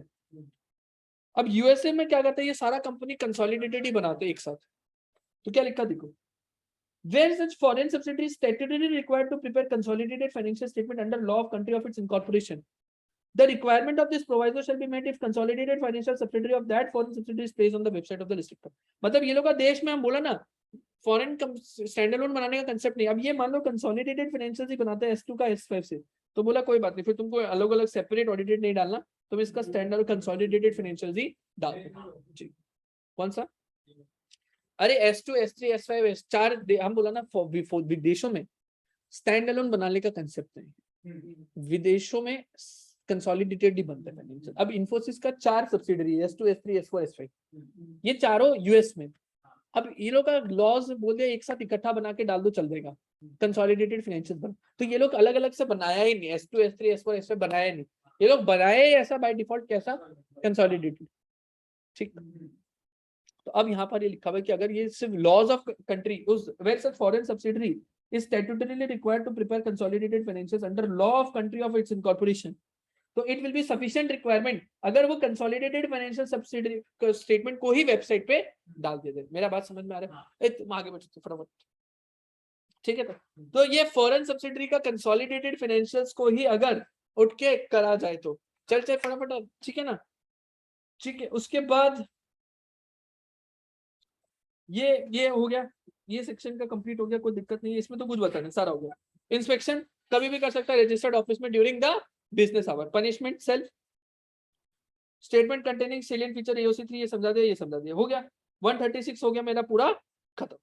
ठीक है, और 136 जैसे ऑडिट का टाइमिंग डिफरेंस आ रहा है, जैसे हम लोग इंडियन में आफ्टर मार्च पे में आफ्टर जनवरी, तो ऑडिटिंग अगर ऑडिट में डिफरेंस आ रहा है तब भी हम लोग वो डाल सकते हैं। ऑडिट में डिफरेंस तो तुम लोग को हमें कराया भी था कंसेप्ट उसमें चैप्टर 7 में, फाइनेंशियल ईयर अलग से चेंज करने के लिए अप्लाई करता है, बोला तो था, वो आएगा, वो करवा देगा। ठीक है ना? और फिर मम्मी को बताएगा, FSOD मम्मी के पास भी तो जाएगा ना। तो फाइनेंशियल स्टेटमेंट अदर डॉक्यूमेंट्स को किसके पास फाइल करना है? मम्मी के पास। तो कितना दिन के अंदर फाइल करना होता है? रजिस्ट्रार के पास फाइल करेगा within 30 days on the date of the annual general meeting. अगर ये ड्यूली अडॉप्ट हो गया तो ठीक है, अडॉप्ट हो गया मतलब मेंबर ऑर्डिनरी बिजनेस था, पास कर दिया, OR पास करके इसको अडॉप्ट कर दिया। ठीक, लेकिन जहां पर ये फाइनेंशियल स्टेटमेंट अडॉप्टेड नहीं हुआ तो आपको अनअडॉप्टेड फाइनेंशियल स्टेटमेंट फाइल करना होगा with in 30 days of the AGM, और रजिस्ट्रार इसको प्रोविजनल बोल देगा, और फिर जैसे ही अडॉप्ट हुआ तो फिर अडॉप्शन के बाद उसको 30 days के अंदर अडॉप्टेड फाइनेंशियल फाइल करना होगा। मतलब 30 सितंबर को 2025 को मेरा AGM था, हमारा फाइनेंशियल स्टेटमेंट अडॉप्ट हो गया। ठीक है, हम ये अडॉप्टेड फाइनेंशियल स्टेटमेंट कब तक फाइल करेगा? 30 days के अंदर। हम ये अडॉप्टेड फाइनेंशियल स्टेटमेंट कब तक फाइल करेगा? विद इन 30 days के अंदर। तो अडॉप्टेड फाइनेंशियल स्टेटमेंट को विद इन 30 days फाइल करेगा with the ROC, with ROC। कौन सा फॉर्म में? फॉर्म होता है AOC 4। ठीक है, लेकिन मान लो 30 सितंबर 2025 को मेरा AGM हुआ, लेकिन हमारा फाइनेंशियल स्टेटमेंट अडॉप्ट नहीं हो पाया, मेंबर लोग मार्कआउट कर लिए, कुछ बात हो गया, हमको एडजर्न करना पड़ा। ठीक है, हम एडजर्न कर लिया लेट अस से 2 नवंबर को 2025 को। ठीक है, तो यहाँ से 30 दिन, अबे यहाँ से 30 दिन के अंदर हमको अनअडॉप्टेड फाइनेंशियल स्टेटमेंट को फाइल करना होगा। अडॉप्टेड फाइनेंशियल जो हम अरे बेटा अनअडॉप्टेड मतलब क्या? AGM आज है तो हम क्या प्रिपरेशन तो बना के रखा होगा ना, 21 दिन पहले तो सर्कुलेट कर ही दिया होगा, तो मेरा अनअडॉप्टेड फाइनेंशियल रेडी है, बन के रेडी है, तो वो हम क्या करेगा? ROC को फाइल कर देगा, और ROC को बोलेगा ये प्रोविजनल। ROC इसको क्या ले लेगा? ROC will take into record as provisional, और फिर जिस दिन ये अडॉप्ट हो गया उसके वहां से 30 दिन के अंदर अडॉप्टेड फाइल कर दो, अडॉप्टेड फाइल कर दो, तो ROC इसको फाइनल रिकॉर्ड कर लेगा, बस। ठीक है, हाँ। अब मान लो AGM किया ही नहीं, AGM करने का लास्ट डेट होता है हर साल में, 3 डेट होता है, डिस्कस किया था, once in a calendar year, maximum gap 15 month का, और 6 मंथ फ्रॉम द क्लोजर किया था ना। तो इसके अंदर 30 सितंबर लास्ट डेट जनरली निकल गया, तो 30 सितंबर के बाद तुम 30 सितंबर बीत गया, अभी सितंबर चल रहा है, 30 सितंबर बीत गया, कोई कंपनी AGM नहीं किया, तो मालूम है क्या बोलते हैं लोग? बोलते हैं अगर नहीं किया, last date on which AGM should have been held, 96 से निकालते हैं सेक्शन 96 के हिसाब से, last date on which AGM should have been held, वो डेट से 30 डेज के अंदर तुमको फाइनेंशियल स्टेटमेंट फाइल करना होगा, along with reasons explaining, along with statement explaining the reasons for not holding the AGM, कि भाई क्यों नहीं किया, ये भी देना पड़ेगा। ठीक है, लिखो, देखो सर, देखो, तो ये हमने डिस्कस कर लिया। Where AGM is not held, where AGM of the company has not been held, financial statements of the company along with the document required duly signed along with the statement of fact and reason for not holding the AGM shall be filed within 30 days on the last date before which AGM should have been held। तो section 96 के हिसाब से जो भी last date बनता है उसके 30 days के अंदर आपको फाइल करना पड़ता है। ठीक है, ये भी हो गया। अच्छा, अगर 1% कंपनी है तो 180 days from the closure of 180 days from the closure, ये हम बताया था, ये एक लौता ऐसा प्रोविजन जिसमें 1% कंपनी को थोड़ा नुकसान होता है। नॉर्मल कंपनी को तुम क्या ध्यान दिया, 6 month from the closure of the financial year of finance, यानी 30 सितंबर को तुम एजीएम करा सकते हो, हाँ। उसके बाद 30 डेज और मिलता है, तो इसमें इतना टाइम दिया, और इसमें तुम 180 डेज दिया from the closure of financial year, तो ये सितंबर का कोई डेट निकल जाता है, डेट सितंबर, यानी इसको इस डेट तक फाइल करना होता है, और बाकी कंपनीज को अक्टूबर तक का टाइम मिलता है, इसको सितंबर में फाइल करना होता है। तो इकलौता एक मतलब बहुत कम ऐसा प्रोविजन होता है जहाँ 1% कंपनी को रिलैक्सेशन देने के बजाय उसको नुकसान में होता है, वो ये इकलौता है। वैसे ये वन ऑफ दोस प्रोविजन है, ठीक है ना। तो 1% कंपनी को कितना दिन के अंदर, 180 डेज के अंदर फाइल करना होता है from the closure of the financial year, ठीक है। ये फिर यहाँ हो गया, फिर ये देखो, company along with the financial statement attach the accounts of its subsidiary which have been incorporated outside India and which have not established their place of business in India। मतलब अगर एक कंपनी है A लिमिटेड, उसका कोई B limited subsidiary है जो है क्या, इनकॉर्पोरेटेड आउटसाइड इंडिया, और जिसका है क्या, place of business in India, sorry outside India, no place of business in India, ऐसे लिख लो, ठीक है। तो इसको अपना ए लिमिटेड को खुद के साथ साथ क्या करना होगा, उसको अपना अटैच करना होगा accounts of the subsidiaries, B limited का भी फाइनेंशियल्स का अटैच करके एओसी 4 में फाइल करना होगा। ओ मतलब वो सब्सिडरी जो incorporated outside India and having no place of business in India. तो सर एक बात बताओ, वो कंपनी जो इनकॉर्पोरेटेड आउटसाइड इंडिया पर having a place of business in India, उसका क्या होगा बेटा? हम फॉरेन कंपनी का डेफिनेशन पढ़ाया था, याद है तुमको? फॉरेन कंपनी में बोला था पहला क्राइटेरिया होता है कंपनी इनकॉर्पोरेटेड आउटसाइड इंडिया, और उसमें था 2 having a place of business इन, उसमें एक कंडीशन था place of business in India. तो अगर ये दोनों कंडीशन उसका सेटिस्फाई होता है तो ये फॉरेन कंपनी बन जाता है। और फॉरेन कंपनी के ऊपर कंपनीज एक्ट में एक चैप्टर है कंपनीज इनकॉर्पोरेटेड आउटसाइड इंडिया, उसमें इस चैप्टर के अंदर लिखा हुआ कि ऐसा फॉरेन कंपनी को खुद से आरओसी के पास फाइनेंशियल्स फाइल करना होता है। समझ में आया? तो अगर मान लो ए लिमिटेड है, इसका एक सब्सिडरी है बी लिमिटेड, ठीक है, और एक सब्सिडरी है सी लिमिटेड, दोनों है इनकॉर्पोरेटेड आउटसाइड इंडिया, ये भी है इनकॉर्पोरेटेड आउटसाइड इंडिया, इसका है no place of business in India, in India, लेकिन इसका है place of business in India, ठीक है। इसका है नो प्लेस ऑफ बिजनेस, इसका है place of business in India. अब क्या होगा मालूम है? ये वाला जो होगा, ये वाला जो केस होगा सी लिमिटेड, ये बन जाएगा एक फॉरेन कंपनी, ये हम पढ़ाया था तुम लोग को, फॉरेन कंपनी बन जाएगी। और जैसे ये फॉरेन कंपनी बनता है, इसको कंपनीज एक्ट का एक चैप्टर लग जाता है कंपनीज इनकॉर्पोरेटेड आउटसाइड इंडिया, ये चैप्टर पूरा, और उस चैप्टर में इसको खुद को फाइल करना होता है आरओसी के पास डायरेक्टली। समझ में? लेकिन ये कंपनी तो जो है ये फॉरेन कंपनी नहीं बना, इसको वो चैप्टर नहीं लगता। तो बेटा इसका जो अकाउंट्स है वो किसको बोल दिया, वो बोला कि तुमको ए लिमिटेड तुमको फाइल करना होगा अपना एओसी 4 के साथ। कॉन्सेप्ट एकदम लॉजिक के साथ क्लियर है, वेरी गुड, समझ में आया? तो ऐसा कौन सा कंपनी, देखो यहाँ लिखा हुआ कि जो कंपनी है along with the financial statement वो अटैच करेगा अकाउंट सिर्फ उन सब्सिडरीज का जो इनकॉर्पोरेट हुआ है आउटसाइड इंडिया, लेकिन जिसका कोई प्लेस ऑफ बिजनेस नहीं है इन इंडिया।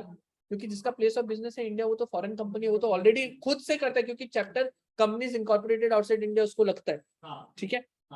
अब यहाँ तक ठीक है। In case of subsidiary which has been incorporated outside India which is not required to get its financial statement audited under any law and which does not get financial statement audited, requirement of fourth proviso shall be met if holding company file unaudited financial statement। तो यहाँ पर तुम इसमें जो भी है तो उस अगर मान लो अगर अगेन फॉरेन कंपनी है उसको ऑडिटेड फाइनेंशियल स्टेटमेंट नहीं लगा, अगर उसको ऑडिट ही नहीं कराना तो अनऑडिटेड भी आरओसी के पास फाइल करने से चल जाएगा। पर अगर इंग्लिश के बाहर है तो उसको इंग्लिश में कन्वर्ट करना पड़ेगा। तो ये तो सिमिलर है 126 में जो पढ़ा था, वन सिमिलर में जो पढ़ा था 136 में जो पढ़ा था उसी के सिमिलर है, बाद में डाला था, कॉन्सेप्ट सेम था दोनों का, ठीक। पनिशमेंट ठीक है, ये फॉर्म फाइल होगा एओसी 4 में, और अगर कंसोलिडेटेड है तो एओसी 4 सीएफएस में फाइल होता है आरओसी के पास। एक लास्ट है मतलब दो छोटा छोटा टॉपिक है, एक्सबीआरएल। देखो क्या हो रहा था, टेक्सोनॉमी अलग होता है। मतलब क्या होता है टेक्सोनॉमी, मतलब क्या होता है हम समझो, अकाउंट्स की भाषा। क्या हो रहा था, अगर एक कंपनी कोई कंपनी लिखा ट्रेड रिसीवेबल, कोई लिख दिया डेटर्स, कोई लिख दिया ड्यू फ्रॉम कस्टमर्स, समझा? तो ये क्या होता था, मतलब तो सबका सेम, मतलब तो सबका सेम था, लेकिन मतलब सबका सेम था, लेकिन नाम अलग अलग होने से क्या होता था, कंप्यूटर में सॉफ्टवेयर में कंपैरिजन करने में दिक्कत आता था। तो एक standard extensible business reporting language introduce किया गया, और उसमें जो टेक्सोनॉमीज है, टेक्सोनॉमीज मतलब ये जो भाषा है उसको सबको स्टैंडर्डाइज किया गया, मतलब हर कंपनी एक ही भाषा यूज करेगी, और इसका फॉर्मेट निकाला फॉर्म XBRL में, और इससे रिलेटेड एक रूल बनाया, companies filing of documents and form in extensible business language rules, और बोला कुछ कंपनीज को AOC for XBRL में फाइल करना होगा, मतलब वो अलग अलग टेक्सोनॉमी नहीं, वो पूरा स्टैंडर्डाइज टेक्सोनॉमी फॉलो करना होगा, जो हम लोग बता दिए। कौन कौन से ऐसे कंपनी होगा? ऑफ कोर्स लिस्टेड कंपनीज जो स्टॉक एक्सचेंज में लिस्टेड है, और उनका इंडियन सब्सिडरीज का, जिसका बिग कंपनी, जिसका paid up capital 5 crore and above है, जिसका टर्नओवर 100 करोड़ या उससे ऊपर है, या जिसको इंडेस के हिसाब से अपना फाइनेंशियल्स बनाना है, ये 4 कैटेगरी का कंपनी को XBRL के हिसाब से फाइल करना होगा, और उसको AOC जो है, जो तुम्हारा AOC है, वो AOC for XBRL में फाइल करना पड़ेगा इन कंपनीज को। इंपॉर्टेंट है, इस पे क्वेश्चन भी आया था। कुछ कंपनीज है जैसे NBFC, housing finance company, companies in engage in business of banking and insurance, इसको एग्जेम्प्ट किया है। इसके ऊपर एक सवाल पूछा था, एग्जेम्प्ट है। हाउसिंग फाइनेंस कंपनी था, वो बोला था क्या उसके ऊपर AOC for XBRL एप्लीकेबल है? नहीं, हाउसिंग फाइनेंस कंपनी को एग्जेम्प्ट किया गया है, ठीक है ना? प्लीज ध्यान रखना, ये किन कंपनी को लगता है, किन को नहीं लगता है XBRL, समझ में आ गया? ये थोड़ा लर्न करने वाला चीज है। और लास्ट है, मतलब बिफोर मतलब सेकंड लास्ट, CSR से पहले इंटरनल ऑडिट। इंटरनल ऑडिट मतलब समझा, एक तो होता है ऑडिट ऑडिटर्स, जो ऑडिट स्टैट्यूटरी ऑडिट करते हैं, वो तो ऑडिट बना के शेयर होल्डर को सीधा रिपोर्ट चेप देता है ना कि financial statement true fair view दे रहा है, नहीं दे रहा है, कर रहा है, नहीं कर रहा है, जो भी काम। इंटरनल ऑडिट में मैनेजमेंट के बिहाफ पे काम करता है मैनेजमेंट, इंटरनल ऑडिटर। तुम लोग CA बनने के बाद 2 अपॉर्चुनिटी बहुत खुलता है, कंपनी तुमको हायर करता है तो इंटरनल ऑडिट डिपार्टमेंट में भी हायर करता है, बहुत अच्छा अपॉर्चुनिटी होता है। तो कौन कौन को इंटरनल ऑडिट कराना मैंडेटरी है? तो लिस्टेड कंपनी एक तो है, और अनलिस्टेड कंपनी में DPBT, ये शॉर्टकट था, अनलिस्टेड पब्लिक कंपनी में DPBT। तो D हो गया डिपॉजिट, P हो गया पेड अप कैपिटल, B हो गया बोरिंग, और टर्नओवर, ठीक है? तो ये सिंपल शॉर्टकट था, ये सिंपल शॉर्टकट था। अब बताओ अमाउंट क्या क्या था? 25, 50, 100। 25, 50, 100, 200 करोड़। तो देखो यहाँ लिखा हुआ डिपॉजिट्स 25 करोड़ या उससे ज्यादा है, उसको इंटरनल ऑडिट कराना। पेड अप कैपिटल 50 करोड़ या उससे ज्यादा, उसको इंटरनल ऑडिट कराना है। 100 करोड़ या उससे ज्यादा का बोरिंग है, उसको कराना। टर्नओवर 200 करोड़ से ज्यादा, 25, 50, 100, 200 DPBT, ठीक। और प्राइवेट कंपनी में सिर्फ 2 था, टर्नओवर को कॉपी कर लो और बोरिंग को कॉपी, बोरिंग और टर्नओवर को कॉपी कर लो तो प्राइवेट कंपनी का बन जाता है।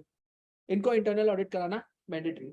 सर इंटरनल ऑडिटर मे और may not be an employee of the company, ये कोई भी हो सकता है सर, CA भी हो सकता है, CS भी हो सकता है, CMA भी हो सकता है, एडवोकेट भी हो सकता है, कोई भी हो सकता है। वो चाहे तो कंपनी का एम्प्लॉय भी हो सकता है, नॉट आउटसोर्सिंग CA फर्म भी हो सकता है, लेकिन बड़ा बड़ा कंपनीज हायर करता है, अपना टीम में डाल देता है उसको। तो तुम लोगों के लिए अपॉर्चुनिटी यहाँ भी निकल के आता है। तो यहाँ तक हमारा खत्म हुआ ये चैप्टर। इस चैप्टर के अंदर एक टॉपिक और बचा हुआ है, सेक्शन 135 कॉर्पोरेट सोशल रिस्पॉन्सिबिलिटी। तो जो लोग अभी यूट्यूब में देख रहे हैं, बाद में देख रहे हैं, वो लोग को मदार अलग से एक वीडियो बना देगा CSR का, तो आप उसको रेफर कर सकते हैं। तो CSR का हम एक अगला वीडियो अलग से अपलोड करेगा। ये बाकी सारा सेक्शन हमारा कंप्लीट हो गया इस चैप्टर का।